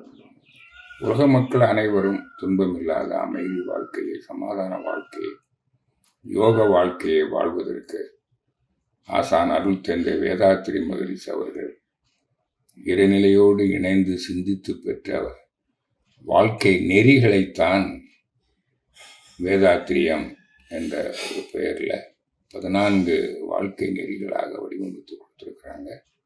அதில் 12வது வாழ்க்கை வேதாத்திரிய நெறிதான் செயல் விளைவு உணர்வுகள். செயலுக்கு விளைவு உண்டு, அது இன்பம் அல்லது துன்பம். நம்ம எப்படி வாழ விரும்புகிறோம்? துன்பம் இல்லாமல் வாழ. அப்போ துன்பத்துக்கு யார் காரணம்? நாம தான். தீதும் நன்றும் பிறர் தரவா. ரொம்ப ரொம்ப சிம்பிள். அது இன்னொன்று, அப்போ நமக்கே துன்பம் தருகிறோம், இன்னொன்று பிறருக்கு துன்பம் தருகிறோம். பிறருக்கு நாம் முற்பகல் செய்யும், தமக்கு நாம் பிற்பகல் தாமே. நம்முடைய வாழ்நாளில் அது நாள்தோறும் நாம் உறங்கி விழித்ததிலிருந்து மீண்டும் உறங்க செல்லும் வரை நம்முடைய மனம் இயங்குகிறது. இதுதான் எண்ணம், செயல். அப்போ அந்த செயலுக்கு ஒரு விளைவு வரும் அல்லவா? என்ன செயல் செய்கிறோம்? ஒன்று பொருள் ஈட்டும் செயல், புலன் இன்பங்களை தூய்க்கும் செயல். இவ்வளவுதான், வேற ஒன்றுமே இல்லை. பொருள் ஈட்டல், புலன் இன்பங்களை தூய்த்தல். பாருங்களேன், மன இயக்கம் தானே நடக்குது வாழ்நாள் முழுவதும். அப்போ இந்த செயலில் சமுதாயமும் சம்பந்தப்பட்டிருக்கிறது. பொருள் ஈட்டும் செயலிலே நம்ம தனி ஒரு மனிதனாக நான் மட்டும் செயல் செஞ்சு எனக்கு வேண்டிய பொருட்களை உற்பத்தி செய்துவிட முடியாது அல்லவா? அதே மாதிரி புலன் இன்பங்களை அனுபவிப்பதற்கும் எனக்கு பிறருடைய உதவி வேண்டும். ஏன்னா இந்த பொருளை கொண்டு உடல்நலம், உடலை பேணுதல், உடல்நலம் காத்தல், புலன் இன்பங்களை தூய்த்தல், அதாவது உயிர் வாழ்தல், உலக இன்பங்களை தூய்த்தல். இதுக்கு பொருள் வேணும் அல்லவா? அப்போ எல்லாரும் கூடிதானே பொருள் ஈட்டுறோம். அந்த பொருள் ஈட்டும் செயலில், பொருள் இன்பங்களை தூய்க்கும் செயலிலும் தனக்கோ பிறருக்கோ மனிதன் துன்பம் செய்து விட்டால் இவனுக்கு விளைவு துன்பமாக வரும். அது என்ன துன்பம்னா அதுதான் உடல் நலக்கேடு, வினைப்பதிவு, வினை, தீவினை, கர்மா. தீய கர்மான் கர்மம், கர்மா. கர்மங்கிறது வடமொழி என்று சொல்கிறார்கள். கர்மம் அல்லது தீவினை என்பது தமிழ் சொல். இந்த வினைக்கேற்ற விளைவு வருகிறது அல்லவா? வினை இல்லாமல் விளைவு. அப்போ இந்த விளைவு எப்படி வந்திருக்குதுன்னு பாருங்களேன். என்ன செயல் செய்கிறோம்? நாம் நாள்தோறும் உண்ணுதல், உழைத்தல், உறங்குதல், உடலுறவு கொள்தல், எண்ணுதல். இந்த 5 செயல் தான். 5 செயல்ல நமக்கு ஜீவகாந்தம் செலவாகுது, உயிர் சக்தி செலவாகுது 5 செயல்கள்ல. அது உடல் இயக்க தேவைக்கு மிச்சமாக இருக்கிறது செலவானா அது இன்பம். அது இருப்பு குறைஞ்சு போனா உடல் இயக்க தேவைக்கு, அதாவது ஜீவகாந்த சக்தி உயிர் சக்தியின் செலவு இன்பம், அது கழித்தல் இன்பம். தேவைக்கு மேல மிச்சமா இருக்கிறது கழித்தல் இன்பம், அதை அழித்தல் துன்பம். இதுதான் அனுபவம். இதைத்தான் மகிழ்ச்சி சொல்றார். அப்ப இதுதானே நோய் வருது. அதே போல நாம் பிறருடைய உடலுக்கோ மனதுக்கோ துன்பம் தந்தால், உடலை தாக்குகிறான், பொருளை பறிக்கிறான், வாழ்ந்து வந்து அழிக்கிறான், வன் சொல் பேசுகிறான் மனிதன், அப்படி இல்லைங்களா? இதுதானே தீய செயல். அப்போ அவங்க தீய எண்ணம், அதனாலதான் அது சொல் செயல் 2ல விளைவா வருது. அப்போ பாதிக்கப்பட்டவன் துன்புறுவானா இல்லையா? அந்த வேதனை சாபம் நமக்கு நோயாக வருகிறது. இதுதான் செயலுக்கேற்ற விளைவு. அப்போ செயல், இந்த துன்பம் வந்தாச்சு இல்லை, உடலுக்கு துன்பம் வந்தாச்சு. மனதுக்கு எப்படி துன்பம் வருது? இந்த பொருளும் புகழும் அதிகாரமும் புலனின்பமும் எல்லாம் இருக்கு. இப்போ எல்லாருக்கும் இருக்கு, எனக்கு எல்லாம் இருக்கு. இன்னும் வேண்டும்னு ஏன் ஆசைப்படுகிறேன்? நான் எல்லாரும் வாழுகிறேன். எனக்கு மரணம் இல்லை. இந்த உடல் உலக இன்பங்களை அனுபவிக்கல. இருக்கிற ஆன்மா, உயிர், அறிவு அதான் அனுபவிக்குது. அப்போ நான் என்னாலும் வாழுகிறேன்னு தெரிஞ்சிட்டா நிகழ்கால இன்பங்களை மனிதன் அனுபவிப்பான். அப்போ இதனாலதான் இப்போ செயல் வேற ஒன்றும் இல்லை. நீங்க உழைத்து பொருள் ஈட்டினீங்கன்னா சமுதாயத்தில் உங்களுக்கு வேண்டிய பொருள் கிடைக்கும். அப்போ உங்களுக்கு பொருள் பிரச்சனை இருக்காது. நீ யாருக்கும் துன்பம் தராமலும் பிறர் துன்பம் போக்கியும் வாழ்ந்தா பொருள் நட்பு நலத்தோடு வாழ்வீர்கள். இப்போ பாருங்க, 5 அளவு முறை காத்தால் என்ன எப்படி வாழ்வீங்க? உடல் நலத்தோடு வாழ்வீர்கள். இந்த துன்பம் இல்லை. அறவழியில் உழைத்து பொருள் ஈட்டி சிக்கனமாக செலவு பண்ணி இதெல்லாம் செயல். நிறை செல்வந்தராக வாழ்வீர்கள். எல்லாருக்கும் பொருள் இருக்கும். 2 ஒழுக்க பண்பாடு, யாருக்கும் துன்பம் தராமலும் பிறர் துன்பம் போக்கியும் வாழ்ந்தால் நட்பு நலம் இருக்கும், உதவும் உறவுகள். உலக இன்பங்களை அனுபவிக்கும் போது இந்த உலக இன்பங்களை அனுபவிக்கும் அனைவரும் நானே. 800 கோடி மக்களும் நான் தான். எனக்கு அழிவில்லை. நான் உடல் அல்ல, நான் ஆன்மா. இந்த உண்மையை, இதைத்தான் செயல் விளைவு நீதின்னு சொல்றோம். இந்த செயல் விளைவு நீதி அறிவை மாணவ பருவத்தில் கல்வி பருவம், வாழ்க்கை கல்வி இல்லையா? எப்படி வாழணும்? யோகமான வாழ்வு, இனிமையான வாழ்வு, துன்பம் இல்லாத வாழ்வு. அந்த கல்வி பருவத்தில் மாணவர்களுக்கு இந்த செயல் விளைவு நீதி அறிவை கொடுக்கணும். நம்முடைய இப்போ இன்பம்ன செயல் என்ன செயல் செய்கிறோம்? எண்ணம், சொல், செயல். எண்ணும் போதே அங்கே உயிர் சக்தி செலவாகிறது. உணர்ச்சி வயப்பட்ட எண்ணங்கள் வரும்போது தான் கோபம், பயம், கவலை. இப்போ கெட்ட எண்ணம் வரும்போதே உயிர் சக்தி செலவாயிடுது, இருப்பு குறையுது, நோய் வருது இல்லை? அப்போ பேச்சு, பிறகு வன் சொல் பேசுறீங்க, அவங்க வேதனைப்படுறாங்க, அது உனக்கு சாபமாக வருது. புரியுதுல? பிறர் பொருளை பறிக்கிறீர்கள், உடவு இல்லையா? வாழ் உரிமையை பறிக்கிறீங்க, உடலை தாக்குகிறீர்கள், அந்த வேதனை நமக்கு நோயாக வருகிறது. இதானுங்க செயல் விளைவு நீதி. இது வருது, அனுபவத்தில் இருக்குதா இல்லையா? இப்போ இல்லைன்னா எப்போ பண்ணாலும் வரும். இப்போ செஞ்சோம், நம்முடைய வாழ்நாளில் வரும், நம்ம குழந்தைகளுடைய வாழ்நாளில் கூட வரும். அதனால இந்த செயல் விளைவு நீதி அறிவு நம்முடைய மாணவர்களுக்கு கொடுக்க வேண்டும் என்பது, பாடத்திட்டத்தில் சேர்க்க வேண்டும் என்பது வேதாத்திரிகளுடைய மகரிஷி அவருடைய எண்ணம். அதை நம்முடைய உலக சமுதாய சேவா சங்கம் அதை பாடத்திட்டத்தில் கொண்டு வருவதற்கு ஆன நடவடிக்கைகளை எடுத்துக்கொண்டிருக்கிறது. தலைவர் அவர்களுக்கு என்னுடைய வாழ்த்துக்களை தெரிவித்து இந்த சிந்தனையை நிறைவு செய்கிறேன். வாழ்க வளமுடன், வாழ்க வளமுடன், வாழ்க வளமுடன். வாழ்க வையகம், வாழ்க வையகம், வாழ்க வளமுடன். அன்பார்ந்த சிந்தனையாளர்களே, இப்பொழுது நாம் சீர்காந்த நிலை விளக்கம் என்பது பற்றி அருட்தந்தை வேதாத்திரி மகரிஷி அவர்கள் கூறியுள்ள ஒரு சிந்தனையை தொடர்ந்து பார்ப்போம். காந்தம் என்பது ஒரு ஆற்றல். அது எல்லா பொருட்களிலிருந்தும் வெளிப்படுகிறது, எல்லா ஜீவன்களிலிருந்து வெளிப்படுகிறது. பொதுவாக பொருட்களிலிருந்து வெளிப்படுகின்ற போது அதை வான்காந்தம் என்று சொல்கின்றோம். ஜீவன்களிலிருந்து வெளிப்படுகின்ற போது அது ஜீவகாந்தம் என்று சொல்கிறோம். இந்த ஆற்றல் தான் ஒவ்வொரு பொருளிலும் அதனுடைய குணமாக இருக்கிறது. இந்த ஆற்றல் தான் ஒவ்வொரு ஜீவனிலும் அதனுடைய அறிவாகவும் விளங்கி கொண்டிருக்கிறது. ஆகவே இந்த பிரபஞ்ச இயக்கத்திற்கு காரணமாக இருப்பதும் இந்த ஆற்றல் தான். ஜீவன்களின் இயக்கத்திற்கு காரணமாக இருப்பதும் இந்த ஆற்றல் தான். பொதுவாக இதனை வான்காந்தம், ஜீவகாந்தம் என்று சொல்கிறோம். இந்த காந்த தன்மையை ஒவ்வொருவரும் தெரிந்து கொள்வது அவரவர்கள் வாழ்க்கையில் பல்வேறு மாற்றங்கள் வருவதற்கு ஒரு காரணமாக இருக்கும். அதனால்தான் அடுத்த இந்த வேதாத்ரி மகர்ஷிகள் சொல்வார்கள், எந்த ஒன்று அறிந்திடில் இறைவன் முதல் உயிர் வரை எல்லாவற்றையும் உணர்த்துமோ அதுவே காந்தமா. முந்தையோர்கள் அகத்தவத்தால் முற்றுணர்ந்த போதிலும் மொழிவதற்கு ஓமி இன்றி முட்டி மோதி நின்றனர். இந்த நாள் விஞ்ஞானமோ ஏற்றம் பெற்றதாலே இயங்கிடும் மின்சாரம் மூலம் எல்லோருக்கும் உணர்த்தலாம். அந்த மெய்ஞானத்தோடு அணுவின் ஞானம் இரண்டையும் அறிந்து உய்ய பாலம் போன்ற ஆக்க ஞானம் காந்தமை என்று மகரிஷி அவர்கள் சொல்கிறார்கள். அதாவது இன்றைக்கு விஞ்ஞானத்தின் மூலமாக நாம் இந்த காந்த தன்மையை சுலபமாக தெரிந்து கொள்ளலாம். மின்சாரம் செல்கிறது, அந்த மின்சாரம் செல்லக்கூடிய அந்த வயரை சுற்றி ஒரு காந்தம் உருவாகிறது. பொதுவாக இதனை மின்காந்தம் என்று சொல்கின்றோம். அதே போன்று அந்த உடம்புக்குள்ளே உயிர் ஓடிக்கொண்டிருக்கிறது, உடலுக்கு உள்ளும் புறமும் ஒரு காந்தம் வெளிப்படுகிறது, இதனை ஜீவகாந்தம் என்று சொல்கிறோம். இப்படி ஒரு பொருளிலிருந்து வெளிப்படக்கூடியது ஆற்றல். அந்த மின்சாரம் என்று சொன்னால் அங்கே எலக்ட்ரான் என்று சொல்கிறோம். அது ஓடுவதால் வெளிப்படக்கூடிய ஒரு ஆற்றலைத்தான் அப்படி அது மின்சார ஆற்றல், அது மின்காந்தம் என்றெல்லாம் சொல்கின்றோம்.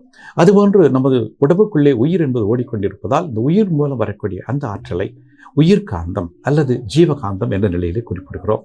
நம்முடைய எல்லா ஜீவன்களிலும் அதனுடைய இயக்கத்திற்கு காரணமாக இருப்பதும், அதனுடைய வாழ்க்கைக்கு காரணமாக இருப்பதும், அதனுடைய உணர்வுகளுக்கு காரணமாக இருப்பதும், அந்த அறிவின் அந்த மேல் நிலைக்கு காரணமாக இருப்பதும் இந்த ஆற்றல் தான். அதுபோன்று ஒவ்வொரு பொருளிலும் அந்த ஆற்றல் தான் அதனுடைய குணமாக இருக்கிறது. அந்த பொருளில் இருக்கக்கூடிய அந்த அறிவை அருட்தந்தை அவர்கள் பேட்டர்ன், பெர்சிஷன், ரெகுலாரிட்டி என்று சொல்வார்கள். தன்மை, துல்லியம், இயக்க ஒழுங்கு என்று சொல்வார்கள். அதே போன்று ஒரு ஜீவன்களில் வரக்கூடிய நிலையை காக்னிஷன், எக்ஸ்பீரியன்ஸ், டிஸ்கிரிமினேஷன் என்று சொல்வார்கள். உணர்தல், துய்த்தல், அனுபவித்தல் என்று சொல்வார்கள். இப்படி அந்த அறிவு நிலை, இந்த எல்லா அறிவு நிலைக்கும் அடிப்படையாக இருப்பது இந்த காந்த தன்மைகள் தான். அப்போ காந்தம் என்பது ஒரு ஆற்றல். அது பொருள்களில் வெளிப்படுகின்ற போது அதனை வான்காந்தம் என்று சொல்கிறோம். உயிர்களிலிருந்து ஜீவன்களில் வெளிப்படுகின்ற போது ஜீவகாந்தம் என்று சொல்கிறோம். அதைத்தான் அருட்தந்தைகள் சொல்கிறார்கள், வான்காந்தம் ஜீவகாந்தம் வலம் ஆற்றல் மறந்திடில் வழிவேறு இல்லை தெய்வம் அறிவு இவை உணர்ந்திட. ஏனென்றால் மெய்ப்பொருளோ எங்கும் நிறை பெருவழி. இதனோடு விண் சுழலின் அலை இணைந்து உறைந்திட ஆன்மாவாய் ஆளும் ஜீவகாந்தமாக முழலினில் ஐயமில்லை விண் உயிராம் இயல்பு சுழலலைய தாம் மேன்மையோடு உயிர் மையத்தமைந்த வெளி அறிவது மிக வியக்கத்தக்க அதன் படற்கு நிலை மனமதை. மனமாக இருப்பது காந்தம்தான். அந்த வான்காந்தம் பொருளிலிருந்து வெளிப்படுகின்ற போது அது வான்காந்தமாக இருக்கிறது. இந்த வான்காந்தம் பிரபஞ்சம் முழுவதும் நிரம்பி இருக்கிறது. இந்த பிரபஞ்சத்தின் எல்லா இயக்கத்திற்கும் அது காரணமாக இருக்கிறது. சூரியன் இயங்குவது, பூமி இயங்குவது, சந்திரன் இயங்குவது, நட்சத்திரங்கள் இயங்குவது, எல்லாவற்றுக்கும் அந்த வான்காந்தம் காரணமாக இருக்கிறது. அதே போன்று எல்லா ஜீவன்களினுடைய இயக்கத்திற்கு காரணமாக இருப்பதும், அதனுடைய வாழ்க்கையின் ஆதாரமாக இருப்பதும் அது ஜீவகாந்தமாக இருக்கிறது. அப்போ இந்த ஜீவகாந்தத்தை முறைப்படுத்திக் கொள்வதற்குத்தான் அருட்தந்தை வேதாத்ரி மகர்ஷி அவர்கள் நமக்கு நிறைய செய்திகளை சொல்லியிருக்கிறார்கள். 5 அளவு முறை: உணவு, உறக்கம், உழைப்பு, புலன்கள் மூலம் அனுபவிக்கூடிய இன்பம், எண்ணம். இவை எல்லோருக்கும் தேவை, முறையாக தேவை. ஆனால் இதை அலட்சியப்படுத்தினாலோ அதிகமாக அனுபவித்தாலோ அது அங்கு துன்பமாக மாறும். இந்த 5 அளவு முறை காத்தால் எல்லோருக்கும் இந்த காந்த நிலை சரியாக இருக்கும். இயற்கையில் பொதுவாக குழந்தைகளாக இருக்கின்ற போது நமக்கு காந்த ஆற்றல் நிரம்பி வழியும். அது வயதாக அந்த காந்த ஆற்றலின் உற்பத்தி குறைந்து கொண்டே இருக்கும். நமக்கெல்லாம் தெரியும், இந்த உடம்புக்குள்ளாக வித்து ஆற்றல் தான் மிக மிக முக்கியமானது. உணவு பல மாற்றங்கள் அடைந்து கடைசியாக அது ஜீவவித்து குழம்பாக மாறுகிறது. அந்த ஜீவவித்து குழம்பு தான் உயிர் துகள்களை சேர்த்து வைக்கக்கூடிய அமைப்பாக இருக்கிறது. அந்த ஜீவவித்து குழம்பு சரியாக இருக்கின்ற வரை உடம்புக்குள்ளே உயிர் துகள்கள் அதிகமாக இருந்து கொண்டிருக்கும். அந்த உயிர் துகள்கள் அதிகமாக ஓடிக்கொண்டிருக்கின்ற போது உடல் முழுவதும் ஜீவகாந்த ஆற்றல் நிரம்பி வழியும். ஆகவே சின்ன குழந்தைகளாக இருக்கின்ற போது ஜீவகாந்த ஆற்றல் நிரம்பி வழியும். ஆகவே தான் குழந்தைகளை பார்க்கின்ற போது நம்மை அறியாமல் நமக்கு ஒரு மகிழ்ச்சி, இன்பம். அந்த குழந்தைகளை நாம் ஒரு கட்டி அணைக்க வேண்டும் என்ற ஒரு இன்பம். ஏனென்று சொன்னால் குழந்தைகளுக்கு அவ்வளவு ஜீவகாந்தம் வெளிப்பட்டு கொண்டிருக்கும். குழந்தையும் தெய்வம் ஒன்று என்று சொல்கிறோம். அப்படி வயதாக இந்த ஜீவகாந்த குறைந்து கொண்டுதான் வரும். கடைசி காலத்தில் அது குறைந்து கொண்டு வரும். ஆனால் அடுத்தது வேதாத்ரி மகர்ஷிகள் சொல்லக்கூடிய வகையிலே அந்த 5 அளவு முறை காத்தால் கடைசி வரை நாம் அந்த ஜீவகாந்தத்தை ஓரளவு பாதுகாப்பாக வைத்துக்கொள்ள முடியும். அது தவிர நமது பயிற்சிகளின் மூலமாக நம் ஜீவகாந்தத்தை குறையாமல் வைத்துக் கொள்ளலாம். நாம் செய்யக்கூடிய உடற்பயிற்சி அது உடல் தவம், அது உடலை சீர் செய்கிறது. அதுபோன்று காயகல்ப பயிற்சி அது உடல் முழுவதும் ஆற்றலை பரப்பி அந்த ஒவ்வொரு செல்லுக்குள்ளும் ஆற்றலை நிரம்ப வைத்துக் கொள்ளும். நாம் செய்யக்கூடிய தவம் அந்த இறைநிலையோடு ஒன்றி நின்று தவம் செய்கிற போது அந்த இறைநிலையுடைய பேராற்றல் அந்த வான்காந்தம் நமக்குள்ளே ஜீவகாந்தமாக மாறிக்கொண்டிருக்கும். இது தவிர நாம் ஜீவகாந்த பெருக்க பயிற்சி என்ற நிலையிலே நாம் தீப பயிற்சி, கண்ணாடி பயிற்சி எல்லாம் செய்கிறோம். ஆக நம்முடைய காந்த ஆற்றல் குறையாமல் இருப்பதற்கு இந்த வேதாத்ரி மகர்ஷி அவர்கள் நமக்கு எல்லா வகையான பயிற்சி முறைகளையும் உருவாக்கி கொடுத்திருக்கிறார்கள். இப்போ யாரெல்லாம் இந்த பயிற்சிகளை செய்கிறார்களோ அவர்கள் தங்கள் வாழ்க்கையிலே நல்ல நிலையில் வாழ முடியும், மகிழ்ச்சியாக வாழ முடியும், நிறைவாக வாழ முடியும். ஆக நமக்கு உணவின் மூலமாக, நீரின் மூலமாக, காற்றின் மூலமாக, கோள்களிலிருந்து, பூமியிலிருந்து எப்பொழுதும் காந்த ஆற்றல் வந்து கொண்டே இருக்கிறது. அந்த காந்த ஆற்றல் நமக்குள்ளாக அது உடல் இயக்கமாக, மன இயக்கமாக, புலன்கள் இயக்கமாக செலவழிந்து கொண்டே இருக்கிறது. இப்பொழுது வரவு அதிகமாக இருந்து செலவு குறைவாக இருந்தால் நமது வாழ்க்கையிலே மகிழ்ச்சி, இன்பம் என்பது கூடிக்கொண்டே இருக்கும். ஒருவேளை வரவு குறைந்து செலவு அதிகமானால் அது நமக்கு துன்பமாக மாறிக்கொண்டே இருக்கும். நாம் வரவு அதிகமாக வைத்துக்கொண்டு, மிக மிக அதிகமாக வைத்துக்கொண்டு, செலவை மிக மிக குறைவாக வைத்துக்கொண்டால் அதுதான் பேரின்பம் என்று சொல்லக்கூடிய நிலை. அது மனிதனால் அனுபவிக்க முடியும். அது எப்பொழுது நடக்கும்? ஒரு மனிதன் அந்த இறைநிலையோடு மனதை ஒன்ற வைத்து, கலக்க வைத்து, அதோடு ஒன்றி விடுகின்ற போது மனம் அதுவாகவே மாறிவிடும். அந்த பேராற்றலாக மாறிவிடும். அந்த பேராற்றல் நமக்குள்ளாக நிரம்பி வழிந்து கொண்டிருக்கும். அப்பொழுது செலவுகள் மிக மிக குறைவாக இருக்கும். தவத்தின் ஆழத்தில் இருக்கின்ற போது மெய், வாய், கண், மூக்கு, செவி என்று சொல்கின்ற புலன்கள் மூலம் இருக்கக்கூடிய ஆற்றல் குறைந்து வரும். ஆகவே இப்படி இந்த ஆற்றலை ஒழுங்குபடுத்தி நமது வாழ்க்கையை மேம்படுத்திக் கொள்ளலாம். இந்த பிரபஞ்சத்தை இருக்கக்கூடிய எல்லா நிலைகளையும் நாம் அனுபவித்து பார்க்கலாம். ஆகவே ஒரு முழுமையான வாழ்க்கை வாழ்வதற்கு இந்த சீர்காந்த நிலை விளக்கம் என்ற ஒரு தத்துவம், ஆழமான தத்துவம் அருமையாக மகர்ஷி அவர்கள் கொடுத்திருக்கிறார்கள். ஆகவே அருட்தந்தையை வணங்கி உங்கள் கேட்டுக்கொண்டிருந்த அத்தனை பேரையும் வாழ்த்தி நிறைவு செய்கிறேன். வணக்கம். வாழ்க வளமுடன், வாழ்க வளமுடன், வாழ்க வளமுடன். வாழ்க வையகம், வாழ்க வையகம், வாழ்க வளமுடன். குருநாமம் வாழ்க, குருவே துணை. குரு பிரம்மா, குரு விஷ்ணு, குரு தெய்வம் மகேஸ்வர, குரு சாட்சாத் பரபிரம்மா தஸ்மை ஸ்ரீ குருவே நமக. ஓம் பிரபன்ன பாரிஜாதாய தோத்ர வேத்ரைக பானயே ஞானமுத்ராய கிருஷ்ணாய கீதா அமிர்தே நமக. வாழ்க வளமுடன். அனைவருக்கும் இனிமையான வணக்கங்களையும் வாழ்க வளமுடன் வாழ்த்துக்களையும் தெரிவித்துக் கொண்டு அனைவருக்கும் சர்வதேச யோகா தின வாழ்த்துக்களை தெரிவித்துக் கொண்டு நம்முடைய ஆலியார் சூம் இணைப்பிலே வேதாத்திரிய கருத்தரங்கிலே பார் முழுதும் உணவு நீர் பொதுவாக்கல் என்ற தலைப்பிலே கருத்தரங்கில் பேச இருக்கின்றேன். இந்த கருத்தரங்கில் கலந்து கொண்ட அனைவரையும் வாழ்க வளமுடன் என வாழ்த்தி வரவேற்பதிலே பெரும் மகிழ்ச்சியும் பேரானந்தமும் அடைகின்றோம். சான்றோர் பெருமக்களே, அருட்தந்தை யோகிராஜ் வேதாத்ரி மகரிஷி அவர்கள் இந்த உலகம் உய்ய வேண்டும், உலகம் அமைதியாக வாழ வேண்டும், ஓருலக பேரரசு ஏற்பட வேண்டும், அதற்காக 14 திட்டங்களை மனித சமுதாயத்திற்காக வகுத்து கொடுத்திருக்கின்றார்கள். அந்த 14 திட்டங்களை பற்றிய கருத்தரங்கு தான் நான் இன்றைக்கு ஆலியார் ஜூம் இணைப்பிலே நடத்தி கொண்டிருக்கின்றோம். அதிலே பார் முழுதும் உணவு நீர் பொதுவாக்கல் 13வது திட்டம், மிக அற்புதமான திட்டம் மகர்ஷி அவர்களால் கொடுக்கப்பட்டது. இன்றைக்கு உலகில் பல்வேறு நாடுகள், கிட்டத்தட்ட 250க்கும் மேற்பட்ட நாடுகள் உலகத்திலே இன்றைக்கு இருந்து கொண்டிருக்கின்றன. இப்போ ஒவ்வொரு நாடுகளிலும் பார்த்தால் உணவு நீர் என்பது அனைத்து மனித சமுதாயத்திற்கும் மிகவும் பொதுவானது. உணவு இல்லாமல் எந்த மனிதனும் வாழ முடியாது, அதே போல நீர் இல்லாமல் எந்த மனிதனும் வாழ முடியாது. அதைத்தான் வள்ளுவத்திலே நீரின்றி அமையாது உலகனின் யார் யாருக்கும் வானின்றி அமையாது ஒழுக்கு என்று திருக்குறளிலே குறிப்பிடப்படுகின்றது. நீர் இல்லாமல் உலகம் இல்லை, அதாவது நீர் இல்லாமல் உயிரும் வாழ முடியாது, பயிரும் வாழ முடியாது. வாடிய பயிரை கண்டபோதெல்லாம் வாடினேன் என்று சொல்வார்கள் வள்ளலார் பெருமானார். அப்போ அந்த வகையிலே உணவு என்பது அனைத்து உயிர்களுக்கும் இன்றியமையாதது. அதிலே 6வது அறிவு படைத்த மனித குலத்துக்கு ஒரு இடத்திலே உணவு அதிகமாக, உற்பத்தி அதிகமாக இருக்கின்றது. ஒரு சில இடங்களிலே உணவு பற்றாக்குறை இன்றைக்கு இருந்து கொண்டிருக்கின்றது.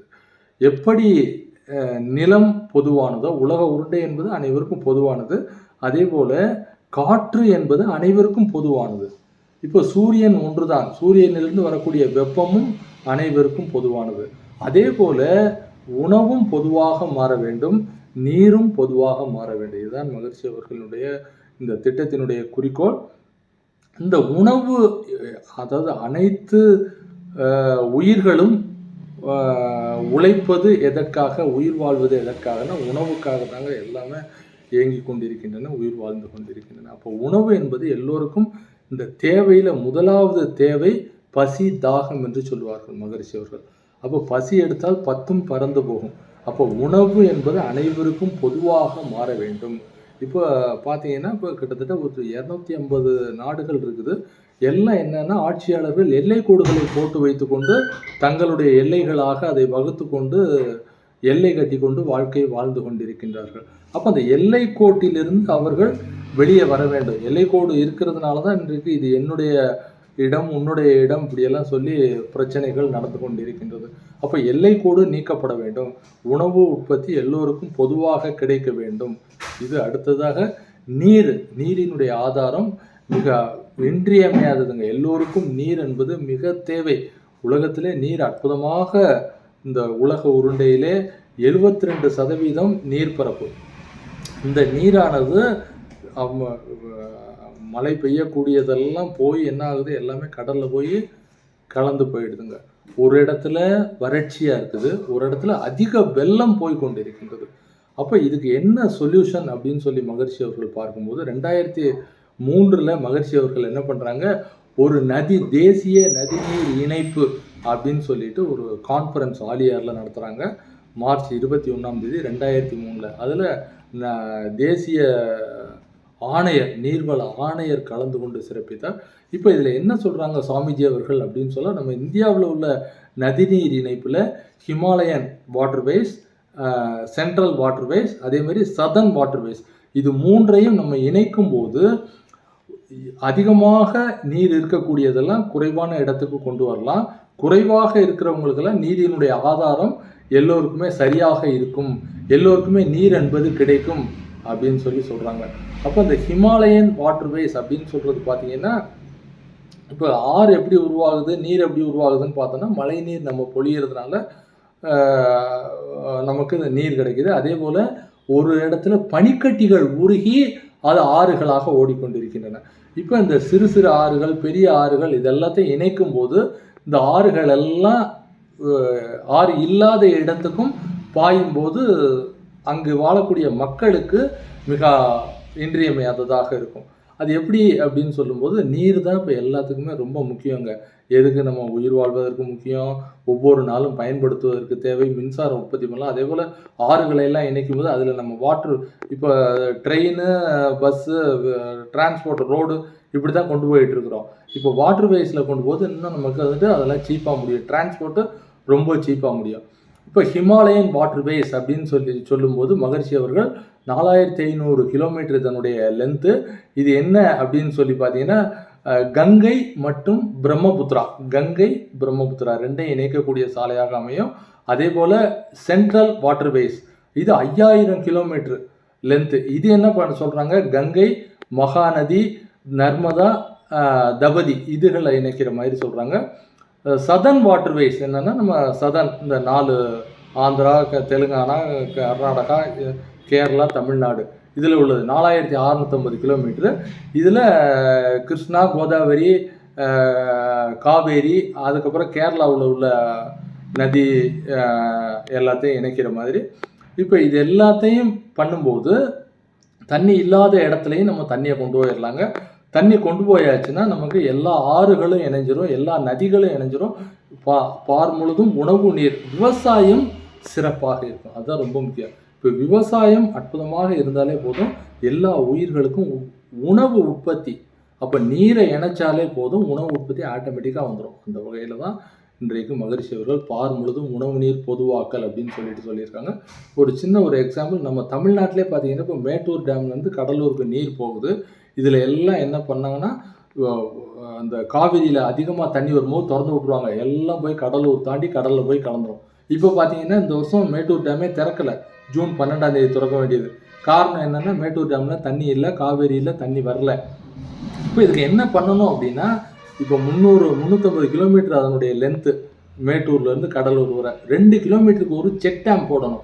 செக் டேம் போட்டு தண்ணி வரும்போதே அது அப்பப்போ 120 கிலோமீட்டர் அகலம், 120 அடி அகலம், அதே போல் ஒரு 20 அடி ஆழம் அங்கங்கே செக் டேம் போட்டாச்சுன்னா அந்த செக் டேமில் தண்ணி இருந்துனே இருக்கும். அந்த தண்ணி 2 கிலோமீட்டருக்கு ஒரு செக் டேம் போட்டால் கிட்டத்தட்ட 100-120 செக் டேம் வந்துடுங்க.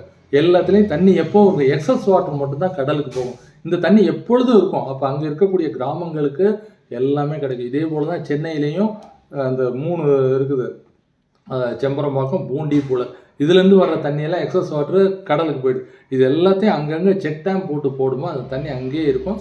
அங்கே இருக்கக்கூடிய மக்களுக்கு நீர் ஆதாரம் சிறப்பாக அமையும் என்று கூறி, இதே போல் இந்தியா முழுக்க செய்யும்போது, உலகம் முழுக்க செய்யும்போது நீர் அனைவருக்கும் பொதுவாக மாறிவிடும், அனைவருக்கும் கிடைத்துவிடும் என்று கூறி நல்லது வாய்ப்பை நல்கிய நல்ல உள்ளங்கள் அனைவருக்கும் நன்றி கூறி, வேதாத்திரிய திட்டங்கள் பார் முழுதும் அனைத்தும் பரவ வேண்டும்.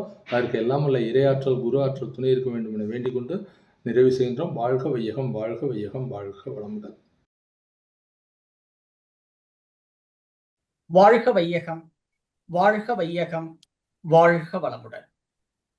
அன்பானவர்களே, மகரிஷி அவர்களுடைய 14 அம்ச திட்டங்களிலே 14வது திட்டமாக வருவது பல கடவுள் பழக்கம் ஒழித்து உண்மை ஒன்றை வழிபடுதல் என்கின்ற ஒரு அற்புதமான ஒரு திட்டம். இந்த திட்டத்தினுடைய நோக்கமே என்னவென்றால், எந்த ஒன்று உண்மையானதோ, எந்த ஒன்று நிலையானதோ, எந்த ஒன்று பரம்பொருளானதோ, எந்த ஒன்று சத்தியமானதோ, அந்த ஒன்றை மட்டுமே வழிபடுதலே உண்மையான இறை வழிபாடு என்று குரு அவர்கள் நமக்கு விளக்கி இருக்கிறார்கள். அந்த வகையிலே மகரிஷி அவர்கள் இந்த 14 அம்ச திட்டத்திலே இந்த பல கடவுள் பழக்கம் ஒழித்து உண்மை ஒன்றை வழிபடுதல் என்கின்ற ஒரு அற்புதமான ஒரு உயர்ந்த ஒரு சிந்தனையை குரு அவர்கள் நமக்கு வழங்கி இருக்கிறார்கள். மதங்களும் மகான்களும் நமக்கு இறைவனை உணர்வதற்காக உதாரணம் என்கின்ற ஒரு பொருளை கொடுத்து, உதாரணத்தை கொடுத்து உண்மையை பிடிப்பதற்கான யுக்திகளை நமக்கு கொடுத்தார்கள். காலப்போக்கிலே வந்தவர்கள் எந்த உதாரணத்தை கொடுத்தார்களோ, உதாரண நிலையிலேயே மனிதர்கள் வாழ்வதற்கு பல உபதேசங்களை செய்ததாலும், மனிதர்கள் அவரவர்களுடைய வினைப்பதிவுகளுக்கு ஏற்றவாறு உதாரணத்தை மட்டுமே பிடித்துக்கொண்டு உண்மையை பிடிக்காததனுடைய விளைவுதான் பல இடங்களிலே பல சிக்கல்களாகவும், பல விஷயங்களுக்கு இறை தத்துவத்தை பற்றி இன்று வரை எந்த விதமான ஒரு விளக்கமும் இல்லாமல் இருக்கின்ற காலகட்டங்களிலேதான் கலியுகத்தினுடைய குரு அருட்தந்தை வேதாத்ரி மகரிஷி அவர்கள் எந்த ஒன்று நிலையானதோ அந்த ஒன்றே இறைவன். பல கடவுள்கள் இருக்குமே, ஆனால் இந்த பிரபஞ்சத்தை பல கடவுள்கள் எப்படி தனித்தனியாக, எப்படி ஒன்றாக படைத்திருக்க முடியும் என்ற ஒரு கேள்வி நமக்குள்ளே எழுகிறது. வேதங்கள் சொல்வதும் வேதாத்திரியம் சொல்வதும் ஒன்று. வேதங்கள் சொல்வது பிரம்மம் ஒன்றுதான், பரபிரம்மம் ஒன்றுதான் என்று சொல்கிறது. அப்ப அந்த பிரம்மம் என்பது ஒன்று என்று சொல்லும் பொழுது பல கடவுள்கள் எப்படி இருந்திருக்க முடியும்? ஒரு கேள்வி எழுகிறது. மகரிஷி அவர்கள் குறிப்பிடும் பொழுது, மனிதருடைய அறிவானது அஞ்ஞான நிலையில் இருக்கும் பொழுது அது உணர்ச்சி நிலையாக இருக்கும் என்றும், விஞ்ஞான நிலையில் அது வரும் பொழுது அறிவினுடைய நிலை வேக நிலையில் இருக்கும் என்றும், மெய்ஞான நிலை என்ற ஒரு நிலை வரும் பொழுது அறிவு பூரண நிலைக்கு வரும் என்று குரு அவர்கள் குறிப்பிடுகிறார்கள். எப்பொழுது அறிவு அந்த மெய்ஞான நிலைக்கு வருகிறதோ அப்பொழுது நமக்கு உள்ளே பூரணம் ஏற்படுகிறது. பூரணம் என்றால் நிறைவு, எங்கும் நிறைந்தது என்று பொருள். அப்ப எங்கும் நிறைந்திருக்கின்ற ஒன்று அதுவே நானாக இருக்கிறது, அதுவே எனக்குள்ளும் இருக்கிறது, அதுவே உனக்கு உள்ளும் இருக்கிறது என்று சொல்லுகின்ற நிலைதான் பூரண நிலை. அந்த பூரண நிலை எப்பொழுது ஒரு மனிதருக்கு ஏற்படுகிறது என்றால், மனிதனுடைய அறிவு, அந்த மெய்ஞான அறிவு என்று சொல்லுகின்ற இந்த சிற்றறிவு பேரறிவோடு இணையும் பொழுது ஏற்படுகிறது. இந்த சிற்றறிவு எப்பொழுது பேரறிவோடு இணையும் என்றால், அதுவே நானாக இருக்கிறேன், இறைவனே நானாக இருக்கிறது என்று எப்பொழுது ஒரு மனிதருடைய அறிவு சொல்கிறதோ, மனம் சொல்கிறதோ, அந்த உணர்ச்சி நிலையிலிருந்து உணர்வு நிலைக்கு எப்பொழுது ஒரு மனிதனுடைய அறிவு வருகிறதோ அப்பொழுது இந்த பூரண நிலை ஏற்படுகிறது என்று குரு அவர்கள் நமக்கு குறிப்பிடுகிறார்கள். எனவே இந்த அடிப்படை ஒழுக்கம், அடிப்படை பக்தி என்பது பல உருவங்களை கொடுத்து 18 வயது வரை பல உருவங்களை நமக்கு கொடுத்து, உருவத்தின் மூலமாக ஒன்றை பிடித்துக் கொள்வதற்காக, பார்க்காத ஒன்றை நாம் உணர வேண்டும் என்றால், பார்க்க வேண்டும் என்றால், ஒரு பொருளை இப்படித்தான் இருக்க பிடிக்க வேண்டும் என்று நமக்கு ஒரு உதாரணத்தை கொடுத்து, அந்த உதாரணத்தின் மூலமாக கொஞ்சம் கொஞ்சமாக அந்த உதாரணத்தை நாம் பற்ற ஒரு நிலையிலே எந்த உதாரணத்தை நாம் பற்றினோமோ அந்த உதாரணமே மறைந்து அதுவே அரூபமாக உனக்கு உள்ளாக ஒவ்வொரு உயிர் துகள்களிலும் ஒவ்வொரு செல்களிலும் நமக்கு உள்ளே அது ஊடுருவிவிடும். அதுவே அரூப நிலை என்று சொல்வார்கள். மகான்கள் கூட குறிப்பிடும் பொழுது, இந்த பிரபஞ்சமே இறைவன், இந்த வெட்டவெளியே இறைவன் என்று நீ நினைக்கும் பொழுது பட்டயம் உனக்கு எதற்கு என்று சித்தர்களுடைய பாடல்களிலே கூட குறிப்பிடுகிறார்கள். இதை உணர்ந்த மகரிஷி அவர்கள், இறைவன் என்பது ஒன்றுதான், அந்த ஒன்று உண்மை, உண்மை என்பது என்றும் அழியாதது, மெய்ப்பொருள் என்பது என்றும் அழியாதது. இறைவனை தவிர இந்த பிரபஞ்சத்திலே இருக்கின்ற அத்தனை தோற்றப் பொருட்களும் இறைவனால் தோற்றுவிக்கப்பட்டது, அனைத்தும் ஒரு நாள் அழியக்கூடியது. அழியக்கூடிய அனைத்துமே பொய்ப்பொருட்கள். அழியாமல் எந்த ஒன்று இருக்கிறதோ அதுவே மெய்ப்பொருள், அந்த ஒன்றே தெய்வம். அந்த தெய்வத்தை மெய்ஞான நிலையிலே இந்த அறிவு உணரும் பொழுதுதான் அறிவே தெய்வமாக வெளிப்படுகிறது. எப்பொழுது இந்த அறிவு மெய்ஞான நிலையிலே அறியப்படுகிறதோ அப்பொழுது நமக்கு உள்ளே அன்பு மலர்கிறது. எந்த இடத்திலே உண்மையான அன்பு மலர்கிறதோ அந்த இடத்திலேதான் அந்த மனிதருடைய உள்ளிருந்துதான் இறைவனுடைய குணங்களான அன்பும் கருணையும் பிறக்கிறது. எனவே பல கடவுள், பல உருவங்கள் இருந்தாலும் அதை நாம் அடிப்படையாக எடுத்துக்கொண்டு அறிவினுடைய வளர்ச்சி நிலையிலே அந்த மெய்ஞான நிலைக்கு மனிதர்கள் அனைவரும் செல்லும் பொழுது, எந்த ஒன்றை நான் பிடித்துக்கொண்டு இந்த மெய்ஞானத்தை அடைய முயற்சிக்கின்றேனோ அந்த ஒன்றே தானே தன்மாற்றம் பெற்று நானாக இருக்கிறது, நீயாக இருக்கிறது, மரமாக இருக்கிறது, செடியாக இருக்கிறது, தாவரமாக இருக்கிறது, அனைத்துமே அதுவாக இருக்கிறது என்ற நிலை ஒரு மனிதருக்கு அந்த மெய்ஞான நிலை வரும் பொழுதுதான் பல கடவுள் பழக்கம் ஒழித்து உண்மை, அந்த ஒன்றுதான், பரம்பொருள் ஒன்றுதான் என்கின்ற அந்த நிலை ஒரு மனிதனால் உணர்ச்சி நிலையில் இல்லை, உணர்வு நிலையில் அறியப்படும் அல்லது அவருக்கு உள்ளிருந்து ஒரு பார்க்கப்படும் ஒரு பொருளாக அது இருக்கும்.